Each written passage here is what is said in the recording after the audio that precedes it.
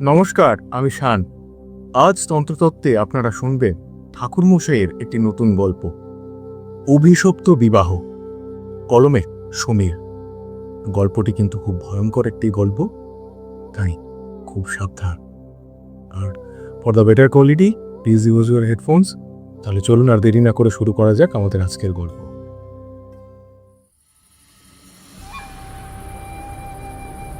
রাত 2:30 বেজে গেল। কাছারির ঘড়িতে ঢং ঢং করে তাই জানান দিল।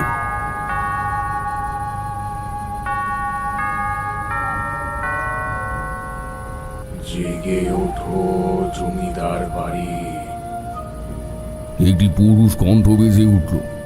বাতাস কেমন যেন ভারী হয়ে উঠল। তার সাথে ভেসে এলো নুপুরের আওয়াজ। কেউ যেন হাঁটতে শুরু করেছে। ওপরে নরেন আর জবার ঘর থেকে আর্ত চিৎকার ভেসে এলো। তুমি কে? নরেন চিৎকার করতে একটা নারী কণ্ঠ হেসে উঠল।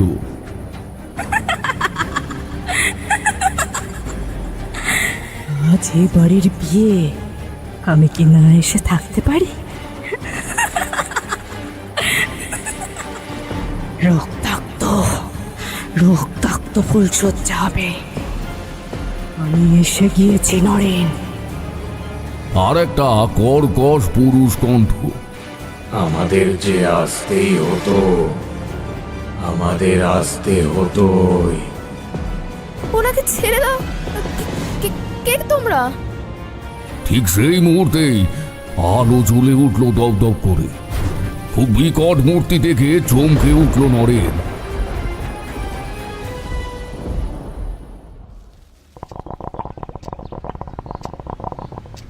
বুঝলে হে, খাওয়ার পর হুকু নিয়ে বসতে বাইরে কড়া নাড়ার শব্দ পেলাম।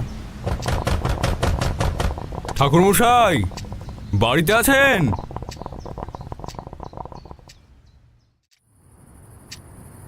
এই অবধি বলে ঠাকুরমশাই থেমে গেলেন। তারপর চায়ের কাপে ফের চুমুক দিলেন। আমি আর কিশোরী এই চায়ের কাপের সাথে চালের দেওয়া মুড়ি মাখানো উপভোগ করছিলাম। এখানে আসার আগে শীতের সন্ধেতে জমিয়ে খাওয়ার জন্য খাস্তা কচুরি আর সিঙ্গাড়া এনেছিলাম। চারি মুড়ি মেখেছিল তাই দিয়ে। কিশোরী খেতে খেতে বলল, তারপর? বাইরে বেশ ঘন কুয়াশা। পৌষ মাসের সন্ধে। জানলার বাইরে এত জমাট বাঁধা কুয়াশা যে জানলা আটকে দেওয়া হয়েছে। আমরা সকলেই চাদর মুড়ি দিয়ে আরাম করে বসেছি। মাঝে জ্বলতে থাকা লণ্ঠনটা থেকে মাঝে মধ্যেই কালো এক প্রকার ধোঁয়ার রাশি ঘরের এদিক সেদিকে পুঞ্জীভূত হয়ে উঠছে। ঠাকুরমশাই বলতে শুরু করলেন আবার। ভেতরে এসে ঢুকলেন দুজন লোক।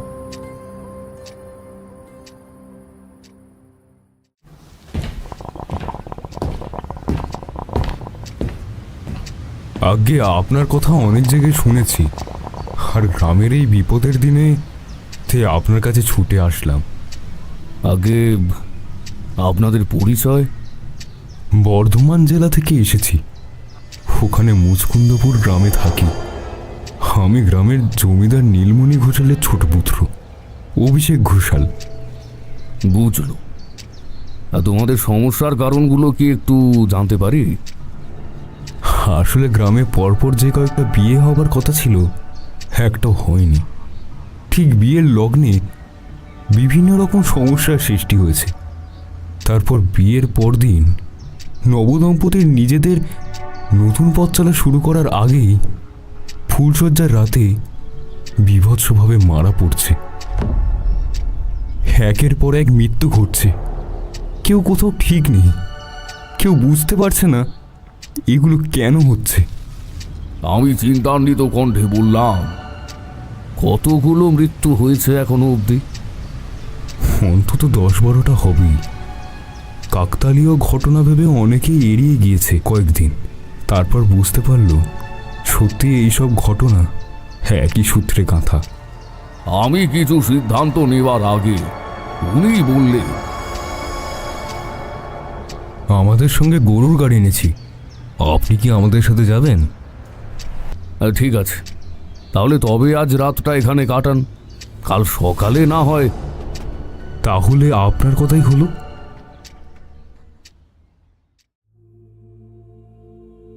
সেদিন রাতে আমার গৃহে আহার আদি শেষ করে অনেকক্ষণ গল্প করলো তারা গ্রামের ব্যাপারে।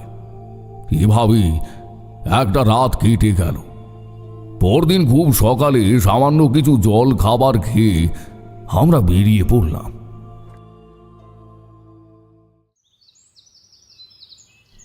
গরুর গাড়িতে চলতে চলতে কখন যেন চোখটা লেগে গিয়েছিল। গ্রামের প্রান্তে পৌঁছে সেই ভাবটা কেটে গেল। গ্রামের মুখে ঢুকতেই লম্বা একটা তেঁতুল গাছ চোখে পড়ল, যার প্রত্যেকটা ডাল ফাঁকা, কোথাও পাতার ছিটে ফোটা নেই। অজস্র আঁকা বাঁকা ডাল দিয়ে মোটা গুঁড়ির গাছটা দাঁড়িয়ে আছে নির্বিকার। গ্রামের পথে যে যেখানে ছিল হাত জোর করে নমস্কার জানাল। আকাশ হঠাৎ কেমন আধার হয়ে উঠল গ্রামে ঢুকতে না ঢুকতেই, অথচ পৌষ মাসের শীত। একটু আগেও ঘন কুয়াশা ছিল। ছাউনির বাইরে মুখ বের করে আকাশের অবস্থা দেখে অভিষেক বলল, হঠাৎ এমন বাতাসের পরিবর্তন? গরু গাড়ি জমিদার বাড়িতে ঢুকতে না ঢুকতেই চারপাশ থেকে তুমুল ঝড় শুরু হল। গ্রামে গঞ্জে কেমন হই হট্টগোল শুরু হয়ে গেল। যারা যারা তুলসী তলায় সন্ধে প্রদীপ দিচ্ছিল তারা সকলেই ঘরে চলে এলো। আজকের মতো অনেক বাড়িতেই শাক আর শঙ্খ বাজল না, উলুধ্বনি উঠল না কত তুলসী মঞ্চ থেকে। অতিথিশালায় আমার থাকার ব্যবস্থা ছিল। তারপর হাত মুখ ধুয়ে খাবার ঘরে পৌঁছে গেলাম। আমার সন্ধ্যা আহ্নিক করার জায়গা করে দেওয়াই ছিল। তারপর তিনজন মিলে খেতে বসলাম।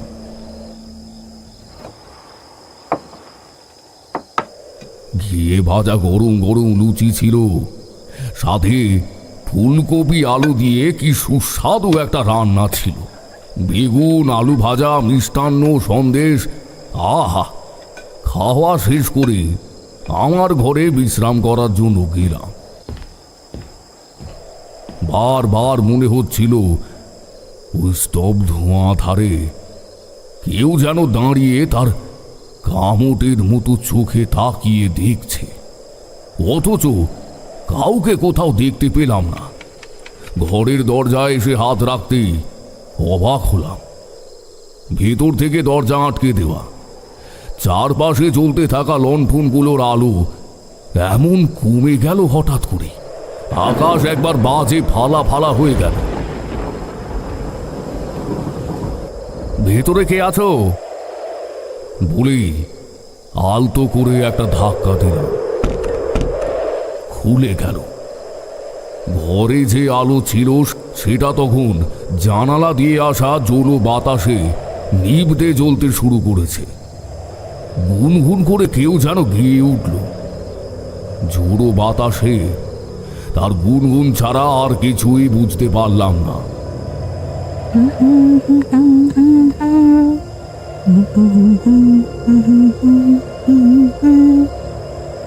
এই আধারে কে? আরে জবাব দিচ্ছ না কেন? ঠিক এমন সময়ে পায়ে কিছু লাগলো আমার। আমি নিচের দিকে তাকিয়ে চমকে উঠলাম। কি দেখলাম বলো তো? খুব অদ্ভুত কিছু, কিন্তু আমি দু এক পা করে এগিয়ে আসলাম ঘরের দিকে। পায়ের কাছে রক্তের ধারা নেমে এসেছে, কিন্তু এই রক্ত কার? আমার ঘরে তো কেউ ছিল না। হঠাৎ আবারও বাজের আলো জানালা ভেদ করে এসে পড়ল ঘরে।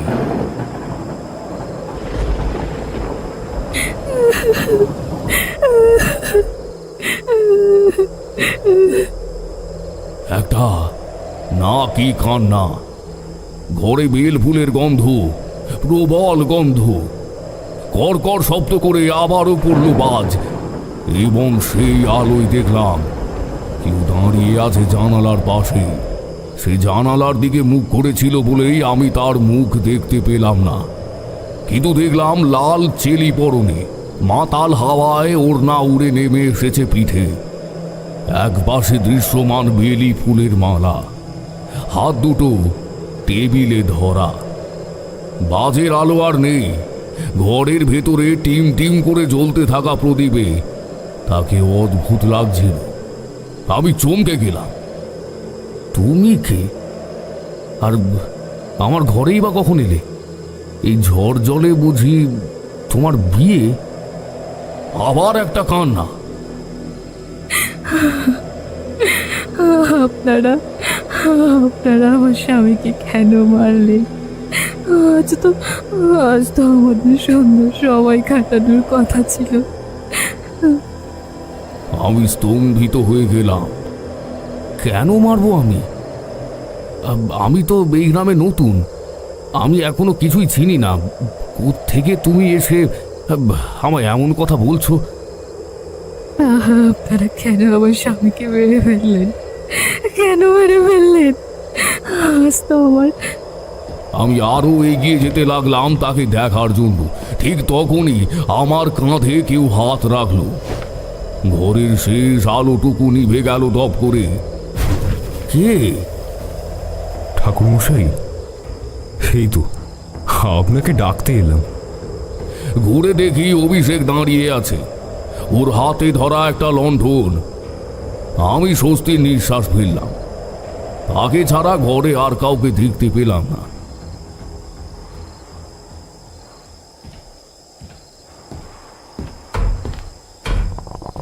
অভিষেক হুঁকো নিয়ে এলো। কথায় কথায় জিজ্ঞেস করলাম, অভিষেক, তুমি কোনো অদ্ভুত কিছুর অনুভব করনি গ্রামে? অভিষেক মাথা নিচু করে এক মনে কিছু ভাবতে লাগলো। তারপর বলল, আমার বড় দাদার মৃত্যু। আমি রীতিমতো চমকে উঠলাম। দাদার মৃত্যু? খুব বাজে একটা সময় ছিল আমাদের গ্রামের জন্য, আর তার সূচনা হয়েছিল আমার দাদার মৃত্যু দিয়ে। কুণালদা আর ইরাবতীর বিয়ে। আমার নতুন বৌদির নাম ইরাবতী। দাদার বিয়ের দিন ছিল মাঘের একটা শীতল দিন, কিন্তু হঠাৎ একটা কেমন করে ঝড় শুরু হলো সন্ধ্যার পর থেকে। মাঘ মাসে ঝড়?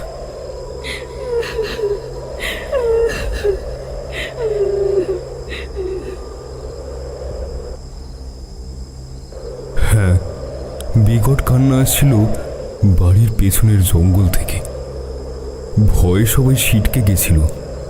দাদা বলল ঝড়ের শব্দে এমন আওয়াজ হচ্ছে, আর কিছুই নয়। ঝড় কমেছিল কিছুটা রাতে, তারপর বরযাত্রী বেরোলো। বৃষ্টি হয়নি, কিন্তু ঝড়ের জন্য রাস্তায় এখানে ওখানে ডালপালা ভেঙে পড়ে আছে। গরুর গাড়ি নিয়ে যাওয়াই খুব চাপের হয়ে উঠেছিল। তারপর বিয়ের আগের মুহূর্তে আমি যখন নতুন বৌঠানের বাড়ির বাইরে এসে দাঁড়ালাম, তখন দেখলাম একটা নারী মূর্তি দাঁড়িয়ে বাড়ির বাইরে। ওখানে কেউ ছিল না তখন। চারপাশে অন্ধকার। পিছনে যেখানে জোনাকি জ্বলছিল, ওই দিক থেকে শিয়ালের ডাক শোনা যাচ্ছিল। বাড়ির ভেতরে থাকা আশা সানাইয়ের সুরকেও মাঝে মাঝে ওই চিৎকারে ছাপিয়ে যাচ্ছিল। এখানে বিয়ে হচ্ছে, তাই না?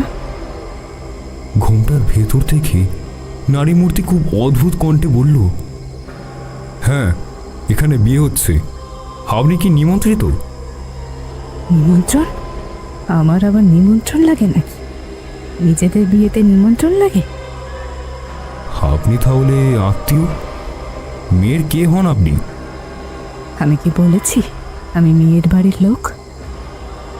তাহলে? আমি শুধু একটা বার্তা দিতে এলাম। বার্তা? কিসের বার্তা? এই বিয়ে হবে না, এই বিয়ে সংকটময়। আমি রীতিমতো অবাক হয়ে বললাম, আপনাকে কে বলল? আপনি বুঝি গণনা করেছেন? ঠিক তখনই আমার পেছনে একটা কুকুর এমন বিস্মিত তার স্বরে চিৎকার করল, এই কুকুর সর। বলতে গিয়ে আমি একবার পিছনে ঘুরে তাকালাম, তারপর আবার সামনের দিকে তাকিয়ে দেখি মহিলার হাতটা ধরে আছে একজন অদ্ভুত লোক। তার পরনে ছেঁড়া পোশাক, গায়ের রং বিবর্ণ, এই চল চল এখান থেকে। সম্পূর্ণ শরীর লোকটার সাদা গায়ে কাদা মাখা, পেটের দিকে লাল লাল দাগ রক্তের মতো। আপনার পেটে কি রক্ত? কি হয়েছে আপনার? আমি প্রশ্ন করতেই উনি একবার আমার দিকে তাকালেন, তারপর বৃষ্টি করে হাসি দিয়ে মহিলার হাতটা ধরে চলে গেল। আমার বারবার মনে হচ্ছিল এই হাসিটা আমি আগেও কোথাও শুনেছি, আমার চেনা কোনো হাসি।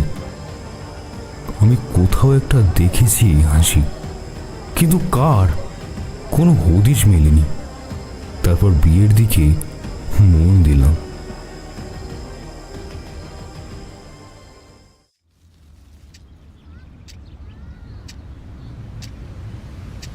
বলা ভালো বিয়েতে কোনো সমস্যা হয়নি, তবে অদ্ভুতভাবে বারবার ওদের সাথে আমার দেখা হলো।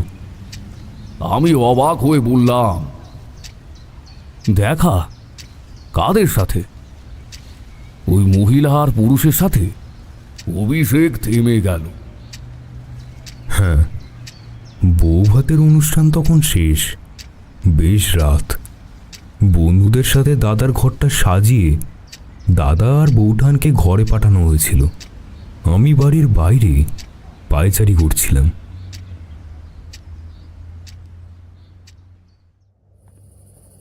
হঠাৎ একটা কণ্ঠ, এই বিয়ে শুভ নয়। শীতের নীরবতা ভেদ করে একটা নারী কণ্ঠ কানে এলো। তাকিয়ে দেখি মৃদু আলোয় দাঁড়িয়ে সেদিনের ওই মহিলা। ঘোমটার কারণে আমি ওর মুখ দেখতে পাইনি, কিন্তু আমি জানি ওটা ওই ছিল। সেই এক কণ্ঠ, এক শাড়ি। এই আপনি কে বলুন তো? বারবার এসে এখানে এমন কথা বলছেন?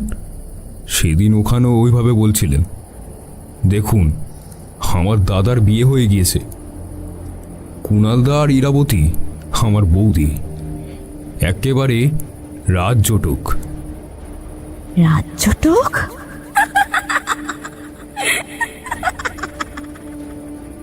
পেছনে থেকে সেই পুরুষ মানুষটা এগিয়ে এলো। সেই মলিন বস্ত্র, মলিন শরীর। আমি ভ্রুকুঞ্জকে বললাম, আপনারা কোথায় থাকেন বলুন তো? লোকটা বলল,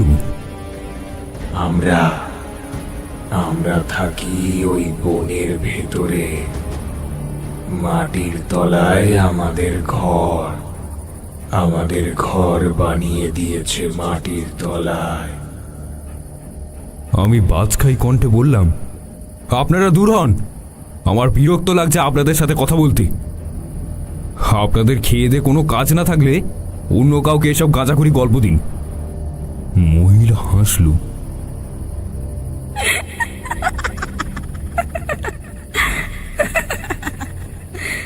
আজ বছর, আজ তো রক্তের বন্যা বইবে, রক্তের বন্যা। আপনারা যান, আপনাদের কথাগুলো শুনতেই আমার বড্ড বিরক্ত লাগছে বলেই আমি সরে আসলাম। তারপর বাড়ির ভেতরে ঢুকে গেলাম। একবার পিছনে ফিরে তাকিয়ে দেখলাম ওখানে আর কেউ নেই। দুটো কুকুর শীতের রাতকে কাঁপিয়ে চিৎকার করে চলেছে। নিজের ঘরে এসে ঘুমালাম। বারবার দুটো ব্যক্তিকে দেখতে পেলাম দুঃস্বপ্নের মতো। কালো অন্ধকারে ওদের কেবল হাত দুটো দেখা যাচ্ছিল। ওই হাতে ধরা দুটো রক্তমাখা ছুরি, চাঁদের আলোয় ঝিকমিক করছে ছুরি দুটো। রক্ত?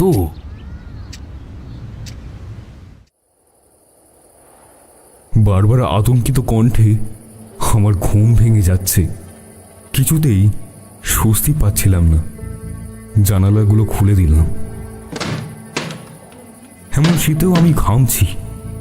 জানলাগুলো খুলতেই জানালার বাইরে থেকে একটা মিহিন কণ্ঠ ভেসে এলো। যাও গিয়ে দৌড় খুলে দেখো, রক্তের বন্যা, বন্যা, রক্তের বন্যা। আমি উঠে বললাম, কে কে ওখানে? কোনো সাড়া শব্দ নেই। আমি আর কিছুতেই চুপ করে থাকতে পারছিলাম না। বুকের টিপ টিপ শব্দ বাড়তে লাগলো। বাবা, দাদা, সবাই ওঠো, কুণালদার ঘরে যেতে হবে। আমার চিৎকার শুনে গোটা বাড়ি জেগে উঠল। কাউকে কোনো যুক্তি দিয়ে বোঝাতে পারছিলাম না আমি। নবদম্পতিকে এত রাতে জাগানো ঠিক হবে না বলল সবাই। আমি আর কোনো উপায় না পেয়ে সোজা ওর ঘরের দিকে চলে গেলাম। দাদা, দাদা, কুণালদা, চিৎকার করতে করতে ডাকতে গেলাম।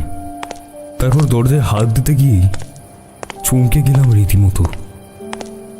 কি এমন ঘটতে পারে বলো, যেটা দেখে আমার এমন অবাক হওয়ার জোগাড় হয়েছিল। ভাই, এই ভাই, এই বলি বাড়িতে আওয়াজ কিসের? এত চেল্লানোর আওয়াজ কেন শুনতে পাচ্ছি? আমি দেখলাম কুণালদা আমার সামনে দাঁড়িয়ে আছে। ঘরের ভেতরে খুব মৃদু আলো জ্বলছে। বৌদি হয়তো দূরে কোথাও বসে আছে লজ্জায়, কাজেই আমি তাকে দেখতে পাইনি। আমার নিজেরও লজ্জা লাগছে এই সময় এখানে আসতে। পিছনে লোকজন দাঁড়িয়েছিল। ওরা আমার নামে কিছু বলার আগেই আমি বললাম, আরে না, বাড়ির ভেতর থেকে একটা আওয়াজ শুনে আমি সবাইকে যাচাই করতে বেরিয়েছি। সবাই ঠিক আছে কিনা দেখার জন্য। ক্ষমা করে দিও দাদা। আরে বাবা, আমার ঘরে না এলে বুঝতাম যে আমার প্রতি তোর কোনো টানই নেই, তাই আমাকে যাচাই না করে নিশ্চিন্তে তুই থেকে গেছিস। আসছি দাদা, হতে পারে আমি দুঃস্বপ্ন দেখেছি। আবার যখন ঘুমোতে এলাম, মনে মনে ঠিক করলাম, আর যাই আসুক না কেন, স্বপ্নে বা দুঃস্বপ্নে আমি কিছুতেই উত্তেজিত হব না। হতে পারে এসব অদ্ভুত ঘটনা আমার মাত্রাতিরিক্ত চিন্তা ভাবনার মূল। ঠিক এমন সময়ে ঘরের ভেতরে আবহাওয়া কেমন বদলে গেল। কেমন একটা শীতল বাতাসে ভরে গেল ঘর। একটা মিহি হাসি। কি হলো, এত নিশ্চিন্তে ঘুম? একটা কর্কশ কণ্ঠস্বর। আমি জানি এই সবটাই আমার মনের ভুল, তাই আমি পাশ ফিরে ঘুমালাম। আর আমার শরীরের সাথে স্পর্শ হলো অন্য কোনো শরীরের। বড্ড শীতল শরীর। ঘরের আলোটুকু দপ করে নিভে গেল। আমার হৃদস্পন্দন থেমে গেল যেন। কে কে? গলা দিয়ে কোনো আওয়াজ বের করতে পারছি না। আর দেখবে না কি তোমার প্রিয় কুণালদার নতুন বৌদিকে? আমি সরে আসলাম। এই সবটাই আমার মনের ভ্রম। আমি আর ভ্রমিত হব না বলেই হর হর মহাদেব উচ্চারণ করতে লাগলাম। আলো জ্বালিয়ে দিলাম। বাতাস থেমে গিয়েছে। শীতকালের রাত কাঁপিয়ে কুকুর ডেকে উঠল দুবার। ঘরে কেউ নেই।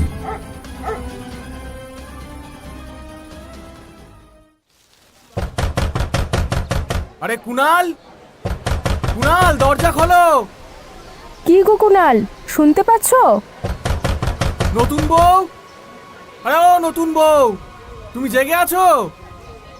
লম্বা বারান্দার মাঝামাঝি জায়গায়, অর্থাৎ কুণালের ঘরের সামনে একটা মাঝারি মাপের জনতা জড়ো হয়ে উঠেছে। এই আওয়াজে ঘুমটা ভেঙে গেল আমার।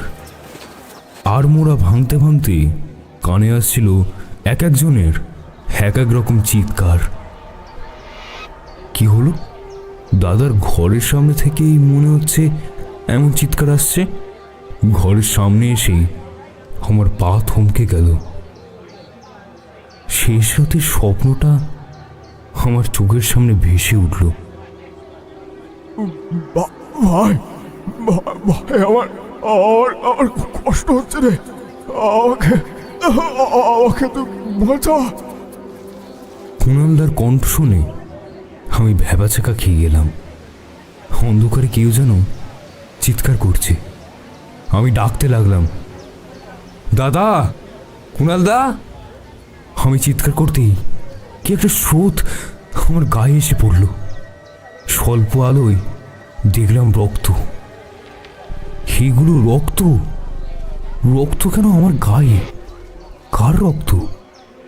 কুণালদা। রক্তে ভিজে গেছি আমি। তারপর হঠাৎ দেখলাম বীভৎস ভয়ঙ্কর স্বরে কান্না, গোগানোর শব্দ।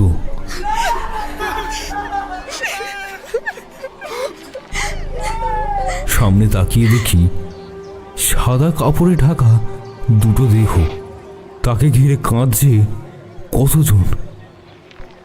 আমি আলো থালু হয়ে এগিয়ে হেঁটে যেতে লাগলাম সেদিকে। সবাই আমায় ফাঁকা হয়ে জায়গা করে দিতে লাগলো। কে মারা গেছে? সবাই কাঁদছো কেন এভাবে? বলেই বসলাম। সেই একটা মৃতদেহের মুখের কাপড় সরাতে চিৎকার করে উঠলাম, বৌদি! বৌদির পরনে বিয়ের সাজগোজ, সারা শরীর জুড়ে টকটকে রক্ত। তারপর আর একটা মৃতদেহের মুখের কাপড় সরাতেই আঁতকে উঠলাম, কুণালদা! ব্যাস, স্বপ্নটাই যেন সত্যি হয়ে গেল। আমার সামনে কুণালদা আর বৌদির মৃতদেহ শুয়ে আছে, আর তাদের শরীর রক্তে ভেজা। তারপর দুদিন আমি ঘর থেকে বেরোতে পারিনি। কেমন একটা ভয় আমায় আষ্টে পিষ্টে চেপে ধরছিল। স্বপ্নগুলো কেমন আমায় চেপে ধরছিল। কে আমায় ইঙ্গিত দিচ্ছিল বারবার। আসলে আমার কাছে এমন কোনো প্রমাণ ছিল না যে আমি সবটা প্রমাণ করতে পারি। দাদার কান্নাগুলো আমার কানে বাজত। আমাকে বাঁচা ভাই, তুই তুই আমাকে বাঁচা। আমার আমার আমার খুব কষ্ট।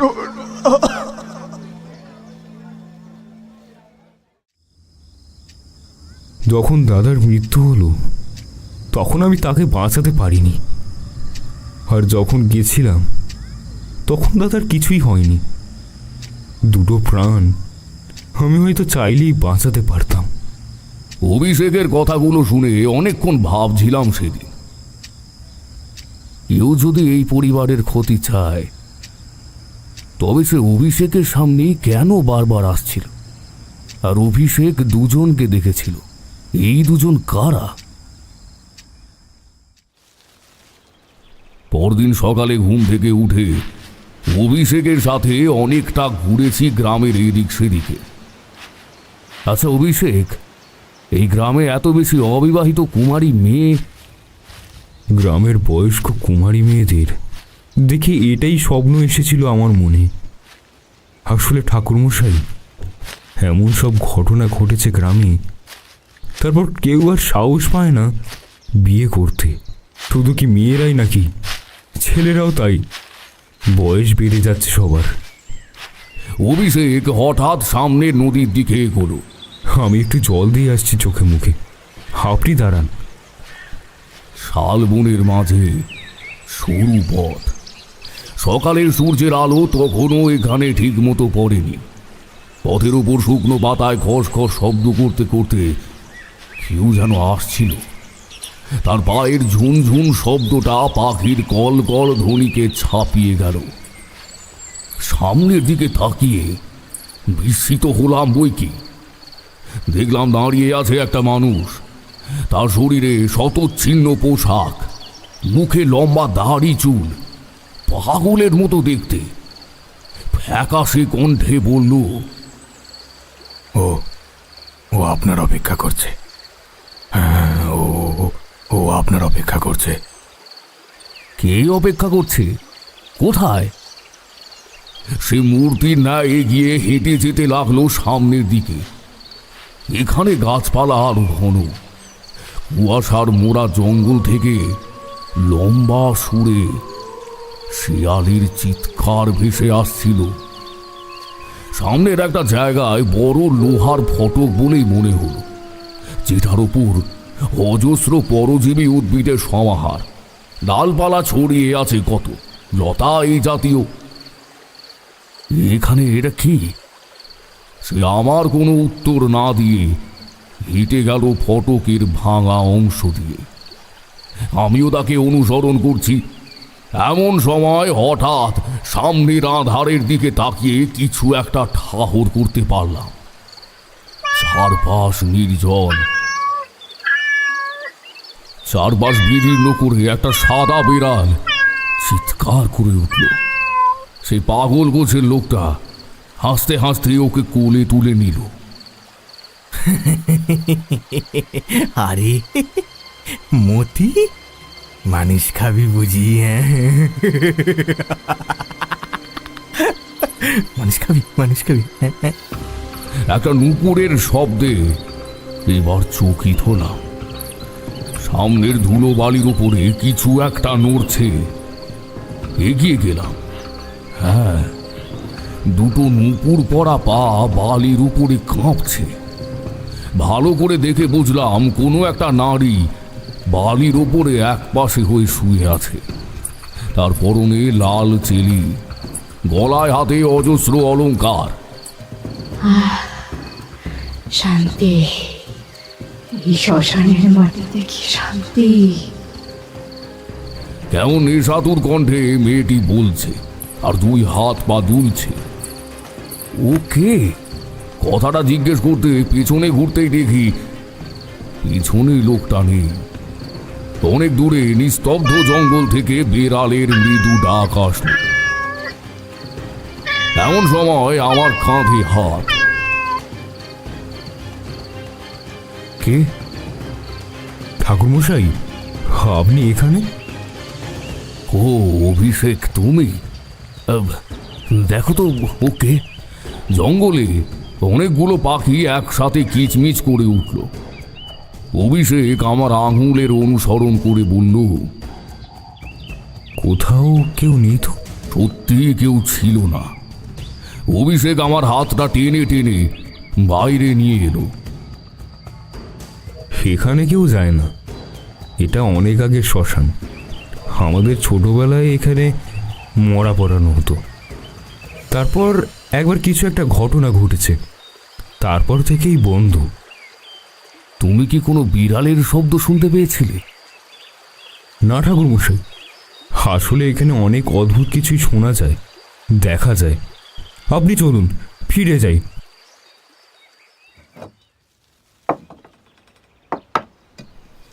জমিদার মশাই আমার সাথে সকালের খাবার খেতে বসলেন। ঠাকুরমশাই, আপনাকে কিন্তু একটা কথা দিতে হবে। হ্যাঁ, কি কথা জমিদার মশাই? আপনাকে হয়তো কেউ জানিয়ে থাকবে, কিন্তু কি জানাবে? আসলে আর 7 দিন পরে আমার মেজ ছেলে অর্থাৎ মেঘরাজের বিয়ে। গ্রামে এত মৃত্যুর পরে আমার ছেলের আর বিয়ের সাহস ছিল না। তবে আপনার কথা শুনেই উনি রাজি হয়েছেন। ওর বিশ্বাস আপনি থাকলে কোনো ভয় নেই। আমরা সকলেই এটাই বিশ্বাস করি। মেঘরাজ কোথায়? আমি তার সাথে একবার দেখা করতে চাই। ও আসলে আমার খুড়তো দাদার বাড়ি গিয়েছে। আপনারা আসার আগেই বেরিয়ে গিয়েছে। ও জানতো আপনি আসবেন।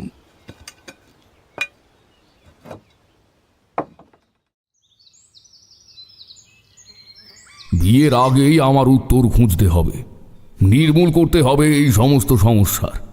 জানতে হবে ঠিক কেন হচ্ছে এই সব। তারপর আমি জমিদার বাড়িকে সাহস দিতে পারবো। লোকগুলো আশায় আছে আমার জন্য। দুপুরবেলা নিজের ঘরে পুরনো পুঁথিপত্র ঘাঁটতে ব্যস্ত ছিলাম। হঠাৎ দরজাটা পেছন থেকে কর কর করে খুলতে লাগলো। কেউ জানো খুব সন্তর্পণে দরজা খুলছে, চারপাশে খুব সতর্ক দৃষ্টি দিয়ে কেউ যেন এই ঘরে আসতে চাইছে। কে ওখানে? ঠাকুরমশাই, আমি। একজন মাঝবয়সী লোক দাঁড়িয়ে আছে দরজায়। আমি নির্ভয় দিলাম, আসুন আসুন, ভেতরে আসুন। লোকটা ভেতরে আসতে আসতে দরজা আটকে দিল।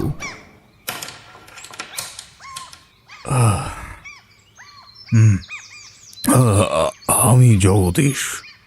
আসলে আপনাকে আমার কিছু বলার আছে, খুব খুব গুরুত্বপূর্ণ। এখানে বলতে পারেন।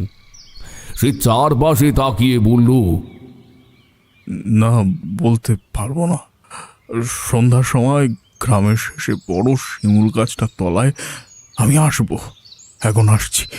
আপনি আসলে খুব সাহায্য হয়। চলে গেল লোকটা। আর কিছু জিজ্ঞাসা করার মতো সুযোগ দিল না।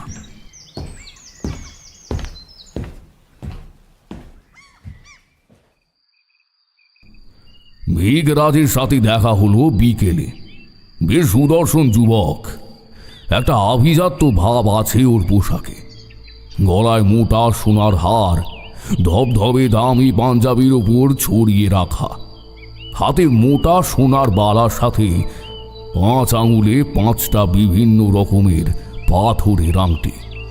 পায়ের ওপর পা তুলে হেলান দিয়ে বসল সে। জানেন তো ঠাকুরমশাই, অনেক টাকা নষ্ট করেছি, কিন্তু কেউ কোনো সুরাহা করতে পারেনি। কত কবরেজ তান্ত্রিক টাকার বস্তা দিয়েছি, আমাদের তো টাকার ওপর এত মায়া নেই।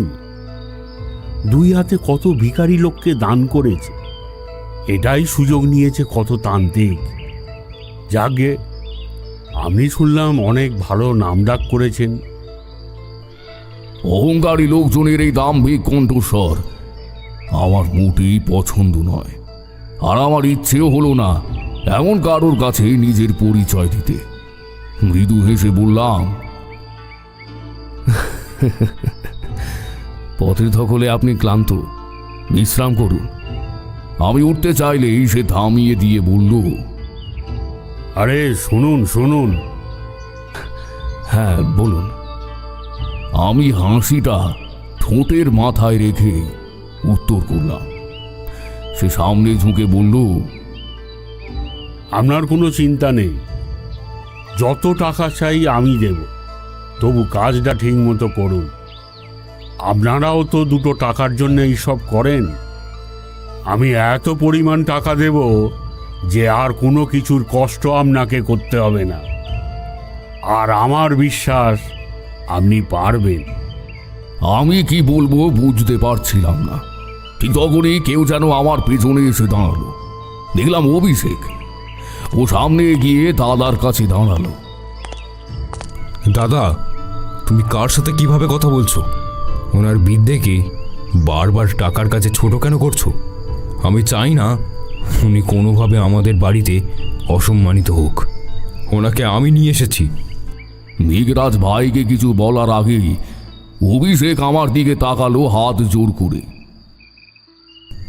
আপনি কিছু মনে নেবেন না ঠাকুরমশাই, যান, বাবা আপনার জন্য অপেক্ষা করছেন আপনার ঘরের বারান্দায় বসে। বিকেল হতে হতে মনে পড়ল একজন আমায় দেখা করতে বলেছে।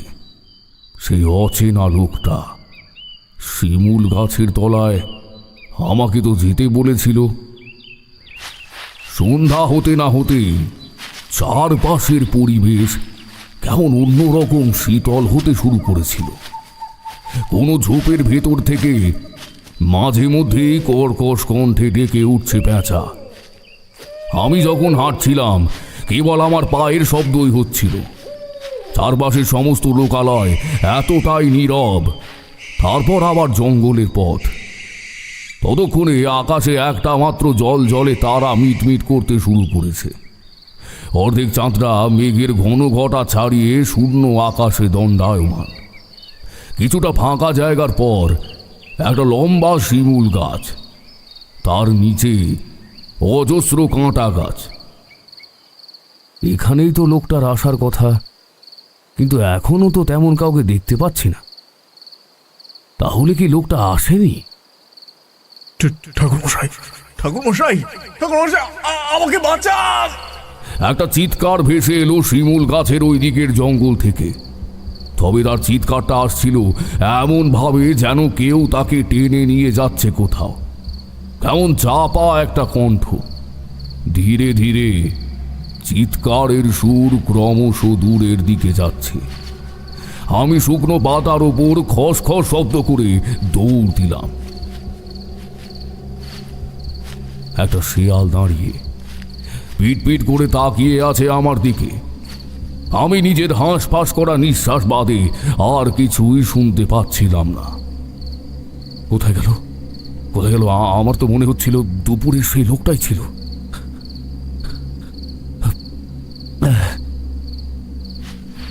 অনেক দূর যাবার পরেও আর কাউকে দেখতে না পেয়ে আমি আগের জায়গায় চলে এলাম। শিমুল তলায় আসতেই চোখ দুটো গোল গোল হয়ে গেল আমার। এমন একটা দৃশ্য দেখব তা ভাবতেই পারিনি। দেখলাম একটা মানুষ ঝুলে আছে গাছের ডালে। লোকজন চলে এলো খুব তাড়াতাড়ি। একটা লোক গলায় দড়ি দিয়ে ঝুলে পড়েছিল শিমুল গাছের একটু হেলানো ডালে। সবাই বলা বলি করছিল,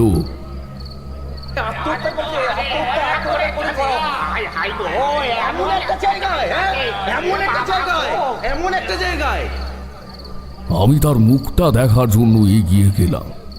আমি বিশ্বাস করি না এটা আত্মহত্যা, কারণ আমি যখন ছিলাম এখানে তখন কেউ ছিল না।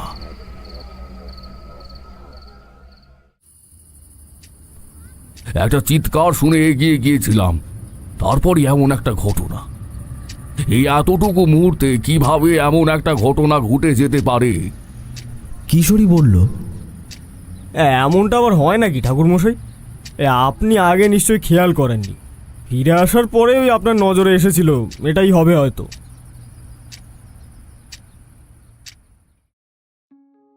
সেটা কোনো মতে পারে না হে, কারণ লোকটার বরণে ধপধপে সাদা ধুতি ছিল। আবঝা আধার হোক বা ঘুটঘুটে আধার, সেটা আমি স্পষ্ট দেখতে পেতাম। সেই লোকটার নামানোর পর দেখা গেল সেটা আর কেউ নয়, আমায় যে লোকটি কিছু বলতে চেয়েছিল সেই লোকটি। তার চোখ দুটো গোল গোল হয়ে বেরিয়েছিল, জিভ নেমে এসেছে মুখের বাইরে, গলার জায়গা থেকে রক্ত গড়িয়ে পড়েছে মাটি অবধি, আর তার সাদা ধুতি টকটকে লাল। এই লোকটা আমায় কি এমন বলতে চেয়েছিল যে সেটার জন্য তাকে প্রাণ দিতে হলো? সে অশরীরীর খবর কি কোনোভাবে এই লোকটা জানতো? তাই তাকে প্রাণ দিতে হলো ওই অশরীরীর হাতে। তবে মৃতদেহ নিয়ে আসার পর আমি আবার একই জায়গায় গিয়েছিলাম পরদিন সকালে। চারিদিক ঘেঁটে দেখতে লাগলাম কিছু যদি খুঁজে পাই। তবে একটা জায়গায় অনেকটা টেনে হেঁচড়ে নিয়ে যাওয়ার দাগ পেলাম। মাটি আর ঘাসের উপর দিয়ে দাগ পড়ে গিয়েছে, হেলে গিয়েছে ঘাস জঙ্গল। কিঞ্চিত দূরে ছোট্ট নালা, তার পারে কাদার উপর কতগুলো পায়ের দাগ। তবে দুটো মানুষ ছিল তা নিশ্চিত, কারণ যতগুলো পায়ের দাগ আছে তার মধ্যে দু রকমের পায়ের দাগই মেলাতে পারছিলাম। একটা জোড়া পা একটু ছোট রকমের, আরেকজনের পা একটু বড় রকমের। এত বড় পা খুব কম জনের হয়। কিছু একটা দেখে ঘাসের উপর ঝুঁকে বসলাম। একটা ছেঁড়া ধুতির অংশ, সেটা সযত্নে তুলে নিলাম। আমার মনের ভেতর যে সন্দেহটা ঘুরছে, হতে পারে সেটার কুল কিনারা আমি এটা দিয়েই পাবো।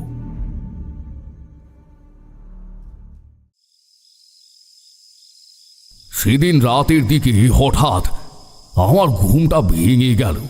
উঠে বসলাম বিছানায়।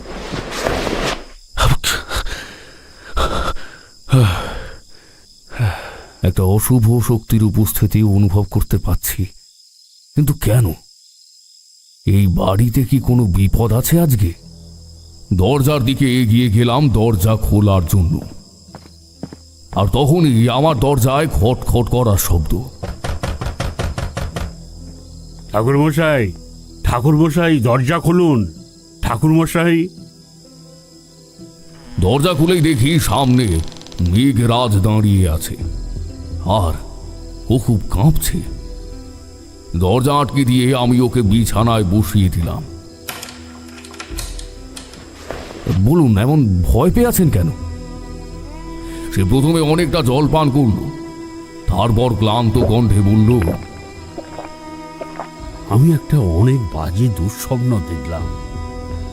আমি দেখলাম যে কেউ আমার দরজায় কড়া নাড়ল। আমি খুলে দিয়ে দেখি দরজার বাইরে দাঁড়িয়ে আছে একটা বিকট চেহারার মেয়ে। ওর লম্বা চুলগুলো বাতাসে ভাসছে। ফ্যাকাশে কণ্ঠে বললাম, কে? কাকে চাই? সে কেমন ভয়ঙ্কর হেসে বলল,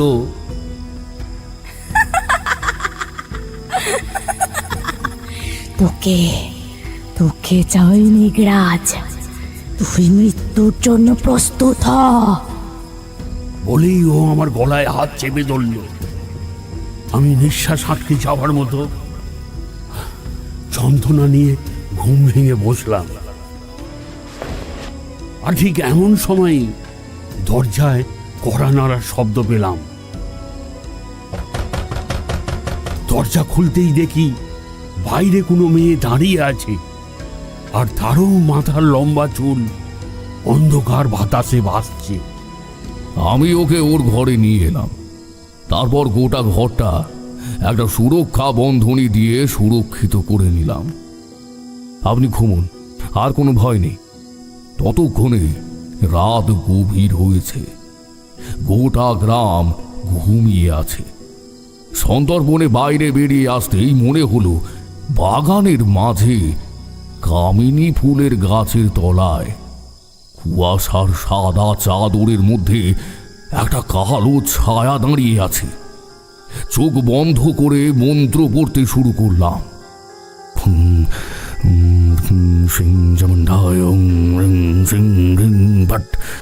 তারপর চোখ মেলে তাকাতেই দেখি কোথাও আর কিছুই নেই, কেবল একটা কামিনী গাছের ডাল ভেঙে পড়ল।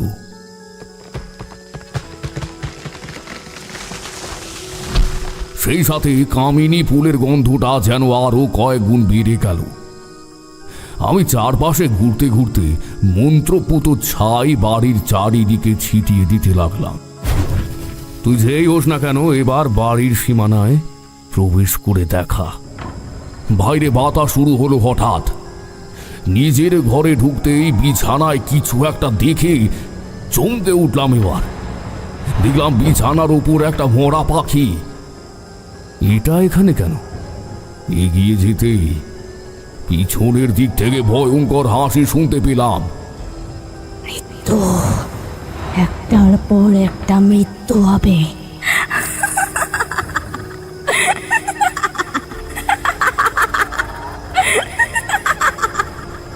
আমিও কমণ্ডলু থেকে জল নিয়ে মন্ত্র পড়তে পড়তে ওই দিকে ছিটিয়ে দিলাম।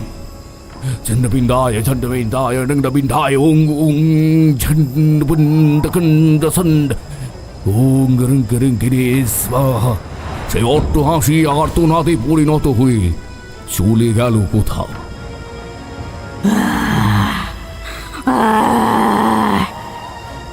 বাড়িটা এবার বিপদে আছে, এটা আগে সুরক্ষিত করতে হবে।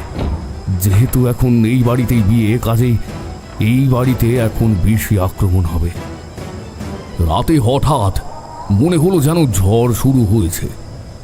জানালা খোলাই ছিল, আটকে দেওয়ার জন্য উঠলাম। তখনই মনে হলো কেউ যেন বেশ কিছুটা দূরে দাঁড়িয়ে আর্তনাদ করছে। দরজা খুলে বাইরে এলাম।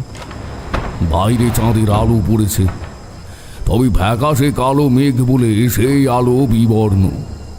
বাতাসের দাপট তখন ভালোই, জঙ্গলে ডালপালা কড়কড় শব্দ তুলছে। ফটকের বাইরে থেকে এই আর্তনাদ আসছে বলে মনে হচ্ছে। লণ্ঠন নিয়ে একবার যেতে হবে, বলতে বলতে কণ্ঠ নামতে গেলাম, অমনি সেটা বাতাসের দাপটে নিভে গেল। তা এমনই এগিয়ে যেতে লাগলাম, ফটক পেরিয়ে এলাম। কে তুমি? এই ঝড়ের রাতে এখানে কেন? না না ঠাকুরমশাই, এই বাড়িতে বিয়ে হতে পারে না, বিয়ে হতে পারে না। বলেই ঘুরে দাঁড়ালো মেঘরাজ। আপনি মেঘরাজ? কিন্তু কেন এই ঝড়ের রাতে এখানে দাঁড়িয়ে? হঠাৎ আকাশে বাজ পড়ল, চারপাশ অন্ধকার, ভালো করে দেখা গেল না ওকে, কেবল আধারে ওর কথাগুলো শুনতে পেলাম। আমি বিয়ে করলে আমাকেও বিয়ের রাতে মরে যেতে হবে। আপনি ভাববেন না মেঘরাজ, বিয়ের রাত্রে আমি থাকবো, কিচ্ছু হতে দেব না, কথা দিচ্ছি আপনাকে। দেখলেন তো ওই লোকটার কিভাবে মৃত্যু হলো? এই কামটা শেষ হয়ে যাবে ঠাকুরমশাই। হঠাৎ বাজের আলোয় আমি মেঘরাজের পায়ের দিকে লক্ষ্য করলাম, আর তখনই চমকে উঠলাম। তার পা মাটি স্পর্শ করেনি, অমনি দাঁড়িয়ে আছে। আমি হতভম্ব হয়ে গেলাম। সে তখনও কাঁদতে কাঁদতে বলছে, আমার আমার দাদার মৃত্যু হয়েছে, বৌদিরও মৃত্যু হয়েছে। আমি জানি এভাবে আমারও মৃত্যু হবে, আর এই মৃত্যু কেউ আটকাতে পারবে না, কেউ না। আমি তার কাঁধে হাত রাখতেই সে থেমে গেল, গোল গোল চোখে ফিরে তাকালো আমার দিকে। পরিবেশও কেমন যেন শান্ত হয়ে গেল। মুখটা ঘুরলো আমার দিকে, চোখ দুটো দিয়ে যেন শূন্যের অলকা বেরিয়ে আসছে, মুখে ভয়ঙ্কর শব্দ।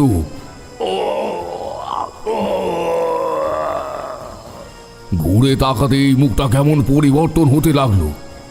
তবে যা করার আমি স্পর্শ করতেই করে ফেলেছি।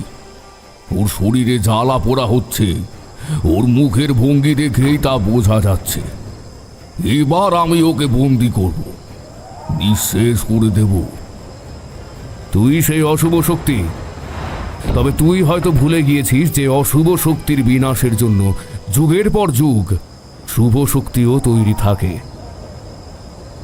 সে যন্ত্রণায় কিঞ্চিৎ ছটপট করল। মেঘরাজের মুখের আদল আর নেই, কেমন বিভৎস একটা মূর্তি, ধূসর বর্ণের অবয়ব, তাতে ফাটল ধরার মতো অসংখ্য দাগ। ছেড়ে দে, ছেড়ে দে, নইলে কিন্তু প্রত্যেকটা মানুষের বিনাশ হবে। ছেড়ে দে আমায়। আমি ছেড়ে দেব না, তুই পারলে চেষ্টা কর। আমি তাকে ধরেই আছি, আর সে সমস্ত শক্তি দিয়ে আমাকে টেনে ছিঁড়ে ফেলার চেষ্টা করছে, কিন্তু ও আমার বাঁধর তখনও খুলতে পারেনি। আমি সেই কঠিন দুর্বিষহ বন্ধন দেবার জন্য শেষ মন্ত্র উচ্চারণ করছি, ওং জবুন্দায় বজ্রবুন্দায় ভিক্ষায় ওং। অন্যদিকে প্রাণপণে তাকে ধরে আছি, তার গর্জনে জায়গাটা তোলপাড় করছে। আমি শেষ মন্ত্রোচ্চারণ করে তার দিকে ফুঁ দেব, ঠিক এমন সময় একটা সুবিশাল শক্তি আমায় আঘাত করল। আমি হুমড়ি খেয়ে পড়ে গেলাম ঝোপের ওপর। মুহূর্তে ঝড়ের তাণ্ডব থেমে গেল। উঠতেই দেখলাম জমিদার বাড়ির সকলেই প্রায় চলে এসেছে। আমার চিৎকার শুনে আর কেউ ঘরে ছিল না। হঠাৎ আমার আওয়াজ পেতেই সবাই ছুটে এসেছে। তারপর বাড়ির ভেতরে নিয়ে গিয়ে সেবা করতে লাগলো। চোট ভালোই পেয়েছিলাম বই কি।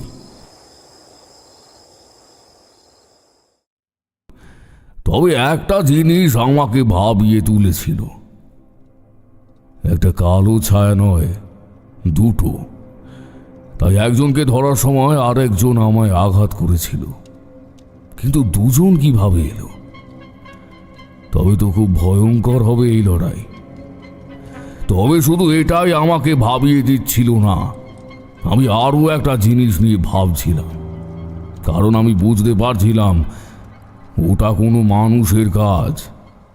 আমি তার মৃতদেহ পরীক্ষা করেছি, আমি ওর সমস্ত আঘাতে পর্যবেক্ষণ করেছি। ওই আঘাত কোনো অশরীরীর নয়, একটা মানুষের। কিন্তু কে করলো এই খুন, আর কেনই বা করলো? পুকুর ঘাটে এসে দাঁড়ালাম অভিষেকের সাথে। ও বলল, দেখুন ঠাকুরমশাই, পুকুরের অবস্থা। ছুটে এসে দেখলাম লোকজন ভর্তি জমিদার বাড়ির পুকুরে। কাছে আসতেই দু একজন সরে গেল আমার রাস্তা থেকে। অনেকগুলো মাছ ভাসছে জলে, মৃত মাছ। অভিষেক, এক রাতে এতগুলো মাছের মৃত্যু, এতে অবশ্যই কোনো অশুভ সংকেত আছে। তবে তুমি ভেবো না, আমি পরিস্থিতি একদম ঠিক সামলে নেব। একটু সময় অবশ্যই লাগবে। তার ওপর ওই লোকটার সম্বন্ধে কিছুটা জানতে পেরেছি আমি। মৃত লোকটার নাম জগদীশ। উনি ওই গ্রামে অনেক দিনই আছেন। তবে আর একটা কথা, সেদিন যে শ্মশানে আমি এমন সব দৃশ্য দেখেছি, ওই শ্মশানে লোকটা মরা পোড়াতো এক সময়। তার বাবাও এক সময় তাই করতেন। বাবার হাত ধরেই তার মরা পোড়ানো।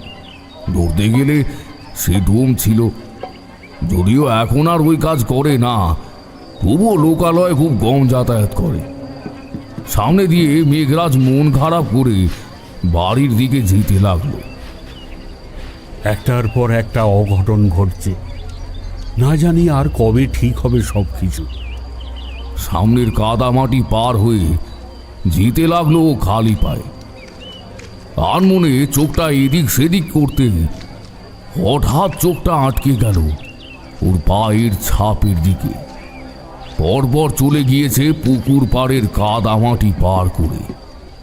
ভালো করে ওই পায়ের ছাপ দেখতে লাগলাম। সবকিছুই কেমন তালগোল পাকিয়ে যেতে লাগলো।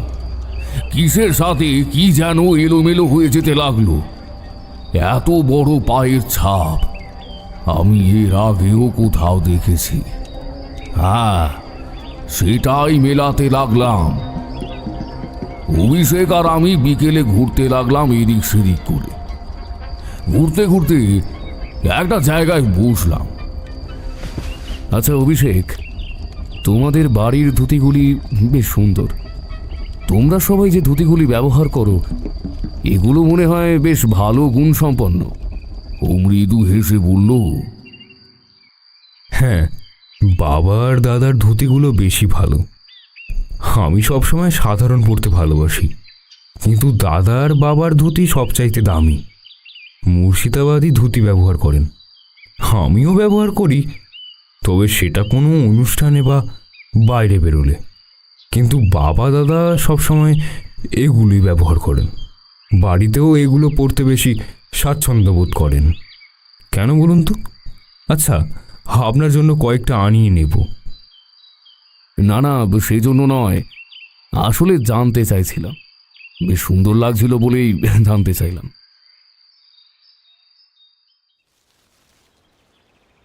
বিকেল নাগাদ কোথাও একটা বেরিয়ে গেল মেঘরাজ।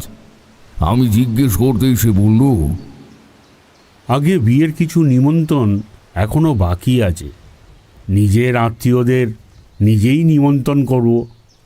সেজন্য আজ পাশের দুটো গ্রাম পর বিল্লগ্রামে যাব। হ্যাঁ, কিন্তু সাবধানে। শুনুন, এই সুতো হাতে পরে দেবেন। হ্যাঁ, এটা মা তারার আশীর্বাদ। উনি হাতে পরে নিলেন। জয় মা তারা।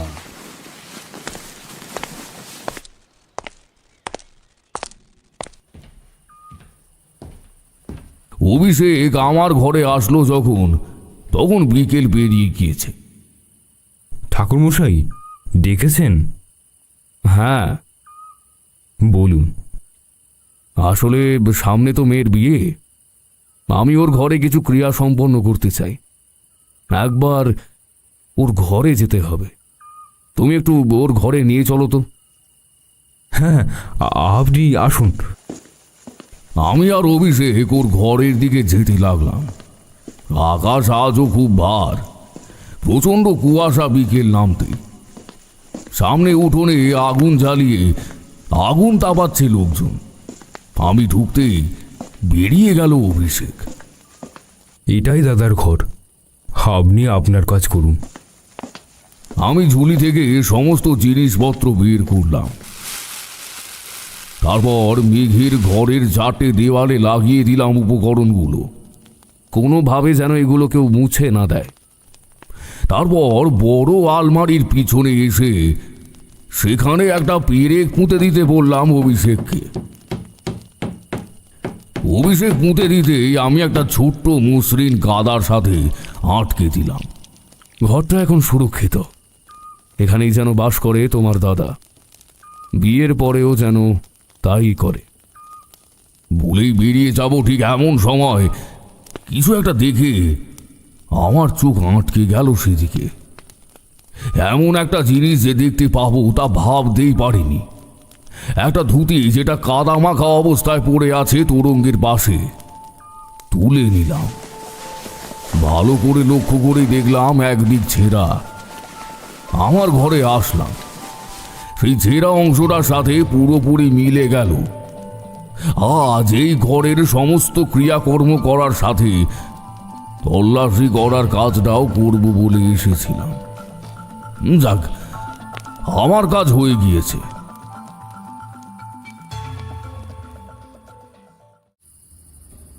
এবার তো বুঝতে পারছো আমি ধুতির ব্যাপারে কেন জিজ্ঞেস করেছিলাম।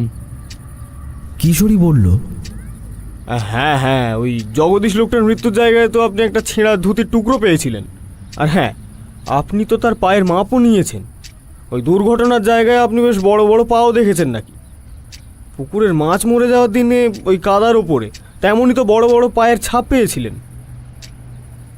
আমি বললাম, তবে কি ওই জগদীশ লোকটাকে খুন করেছেন জমিদার বাবুর মেজপুত্র মেঘ? ঠাকুরমশাই মৃদু হাসলেন। সেটা এরপর জানতে পারবে। আমি মেঘরাজের অপেক্ষা করতে থাকলাম। ওকে আমার অনেক কিছু জিজ্ঞেস করার আছে।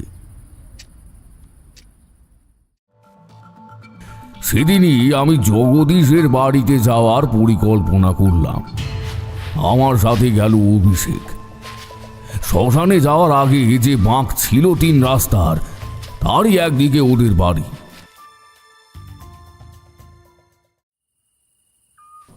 দূর থেকে লক্ষ্য করছিলাম খড়ের ঘরগুলো।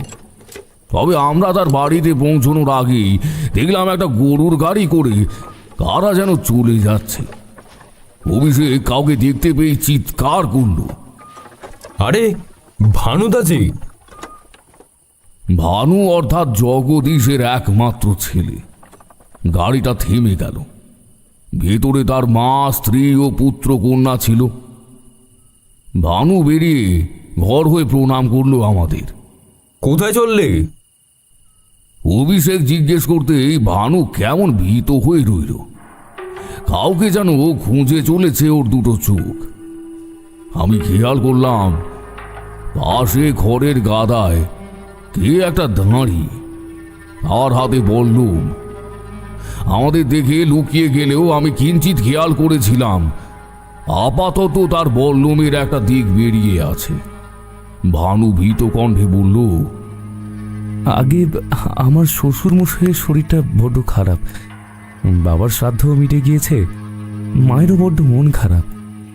বাইরে ঘুরে যদি একটু ভালো লাগে, তাহার ওখানে থাকতে হবে ওই 1 মাস মতো আর কি। ও চলে গেল। গাড়িটা চলতে শুরু করলো। আমার দিকে এগিয়ে এলো অভিষেক। ব্যাপারটা কি হলো বলুন তো? হঠাৎ সপরিবারে উধো? এইসবের ভেতরে একটা জটিল রহস্য ক্রমশ বাসা বাঁধছে অভিষেক।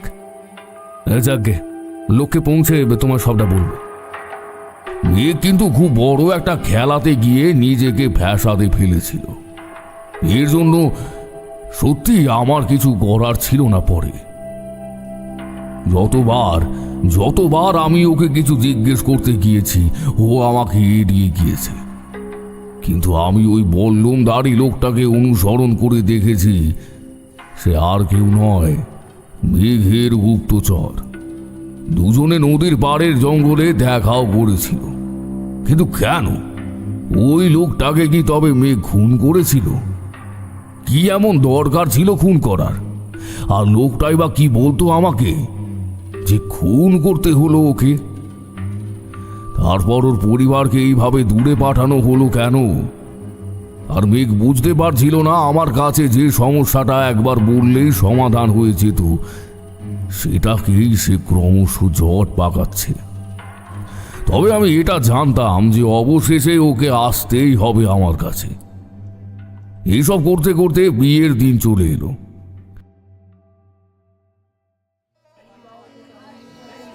সেদিন সানাই বাজছিল জমিদার বাড়িতে। অতিথি ভরপুর ছিল, লোকজন হই হট্টগোল। এইসব ভিড়ের মাঝে ও কাকে যেন বারবার দেখতে পাচ্ছিলাম। ঘুমটা দেওয়া কোনো স্ত্রী লোক বারবার এদিক সেদিক ঘুরছে। আবার তাকে আমি এই ভিড়ের মধ্যে খুঁজেও পাচ্ছিলাম না। সেদিন সকাল থেকে কেমন গুমোট একটা ভাব সৃষ্টি হয়েছিল। আকাশ বড্ড মেঘলা, কুয়াশার আস্তরণে ঢেকে আছে চারদিক। আগের দিন রাতে আমি যজ্ঞ করেছিলাম, তারপর বাড়ির 4টে কোণায় 4টি রক্ষা কবচ পুঁতে দিয়েছিলাম। মেঘ, বাড়ির বাইরে আপনি খুব কম যাবেন, আর যদিও যেতে হয় অবশ্যই যেন কারোর সাথে যাবেন। একাকী কিন্তু কোনো মতেই যাবেন না।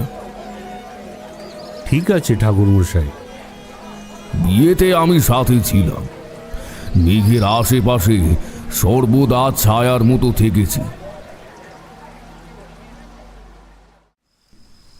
আকাশটা হঠাৎ রাতের দিকে গর্জন করে উঠল। লোকজনের একটু ফিসফাস আর গুঞ্জনও উঠেছিল। আমি সবাইকে শান্ত করে দিলাম। সবাই শান্ত থাকবে, বাড়ির বাইরে কেউ যাবে না। জমিদার মশাই আমায় আশ্বস্ত করলেন। ভাববেন না, আমি লোক লাগিয়ে দিয়েছি।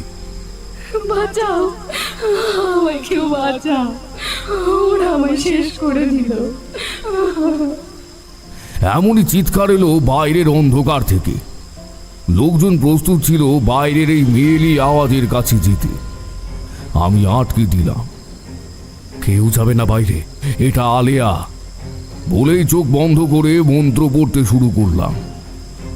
ওং হ্রিং হ্রিং সুন্দরায় জন্মবিঘ্নায় ওং স্বাহা। থেমে গেল ওই চিৎকার। ঝিমঝিম করে ততক্ষণে শীতের বৃষ্টি নেমেছে। ধমকা বাতাসে সবকিছু ভেঙে চুরে নিয়ে যেতে চাইছিল। এভাবে অনেক কষ্টে বিয়েটা সম্পন্ন হলো। পরদিন গোধূলি লগ্নে মেয়েটা বধূ সাজ ছেড়ে এলো নিচের ঘরে।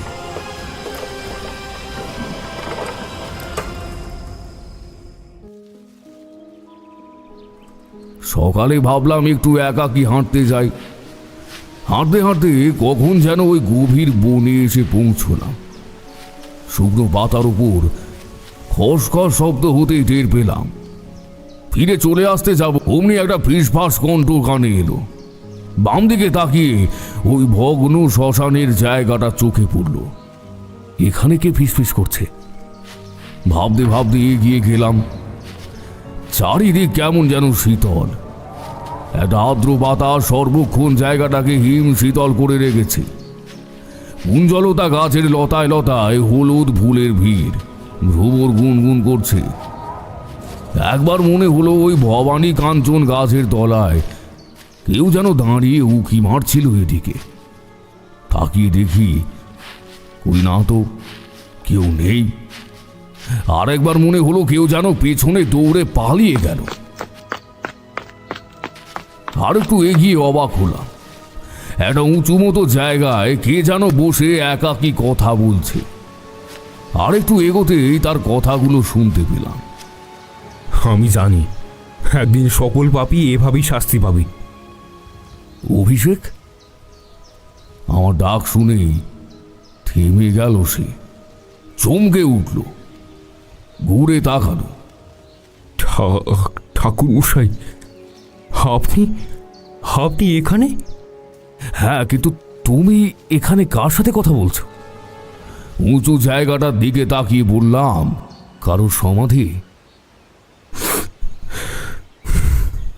আমার খুব আপন কারোর, তাই আমি মাঝে মধ্যে আসি। জায়গাটা ভালো নয়, চলো। আমি আরো ফিরতে শুরু করেছি। ও চোখের জল মুছে বলল, বাড়িতে কাউকে বলবেন না দয়া করে, আমি যে এখানে এসেছি। কেন? একটু বেশি অবাক হয়ে উঠলাম। এখানে যে শুয়ে আছে তাকে বাড়ির কেউ পছন্দ করে না। আপনাকে কখনো সবটা বলবো, কিন্তু দয়া করে কাউকে বলবেন না।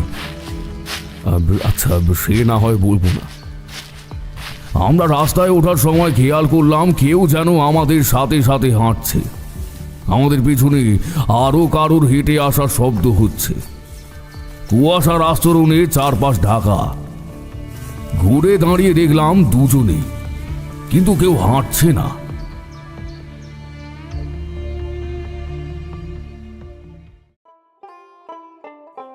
বউ ভাত সেদিন, কাজে লোকজন আরো ভরপুর বাড়িতে। মাঝে মধ্যেই ভুল করছিল মেঘ, তারপর ক্ষমা চাইছিল আমার কাছে। আমার নজর বাড়ির চারিদিকে।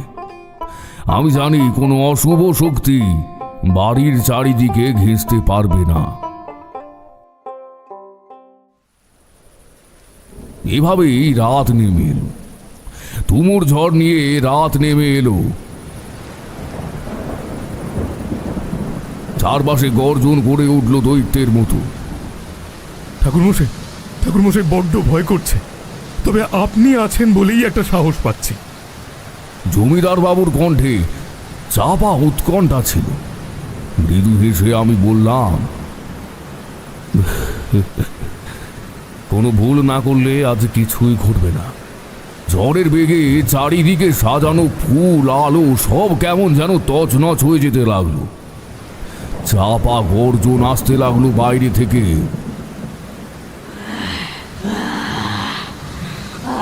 লোকজনদের মনে ভয়।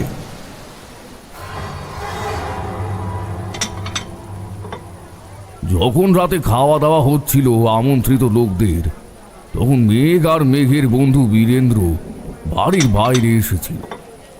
আচ্ছা বীর, তুই আমাকে বাইরে নিয়ে আসলি কেন হঠাৎ? আমি যখন ভেতরে যাচ্ছিলাম ওই ফটকের বাইরে একটা মেয়েকে দেখতে পাই।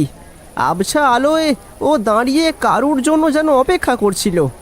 আমাকে দেখেই বলল যে আমি যেন একবার তোকে ডেকে দিই। ওই তো সে। আঙুল দেখায় বীরেন্দ্র। মেঘ অবাক হয়ে দেখলো আবছা আলোয় কে যেন দাঁড়িয়ে আছে। ওইদিকে বিয়ে বাড়ির সমস্ত কোলাহল কেমন যেন থেমে গেছে। কেবল ঝিঝি পোকার ডাক শোনা যাচ্ছে। আপনি কে? মুখটা দেখতে পেল না মেঘ। মুখটা ঘোমটা দিয়ে ঢাকা।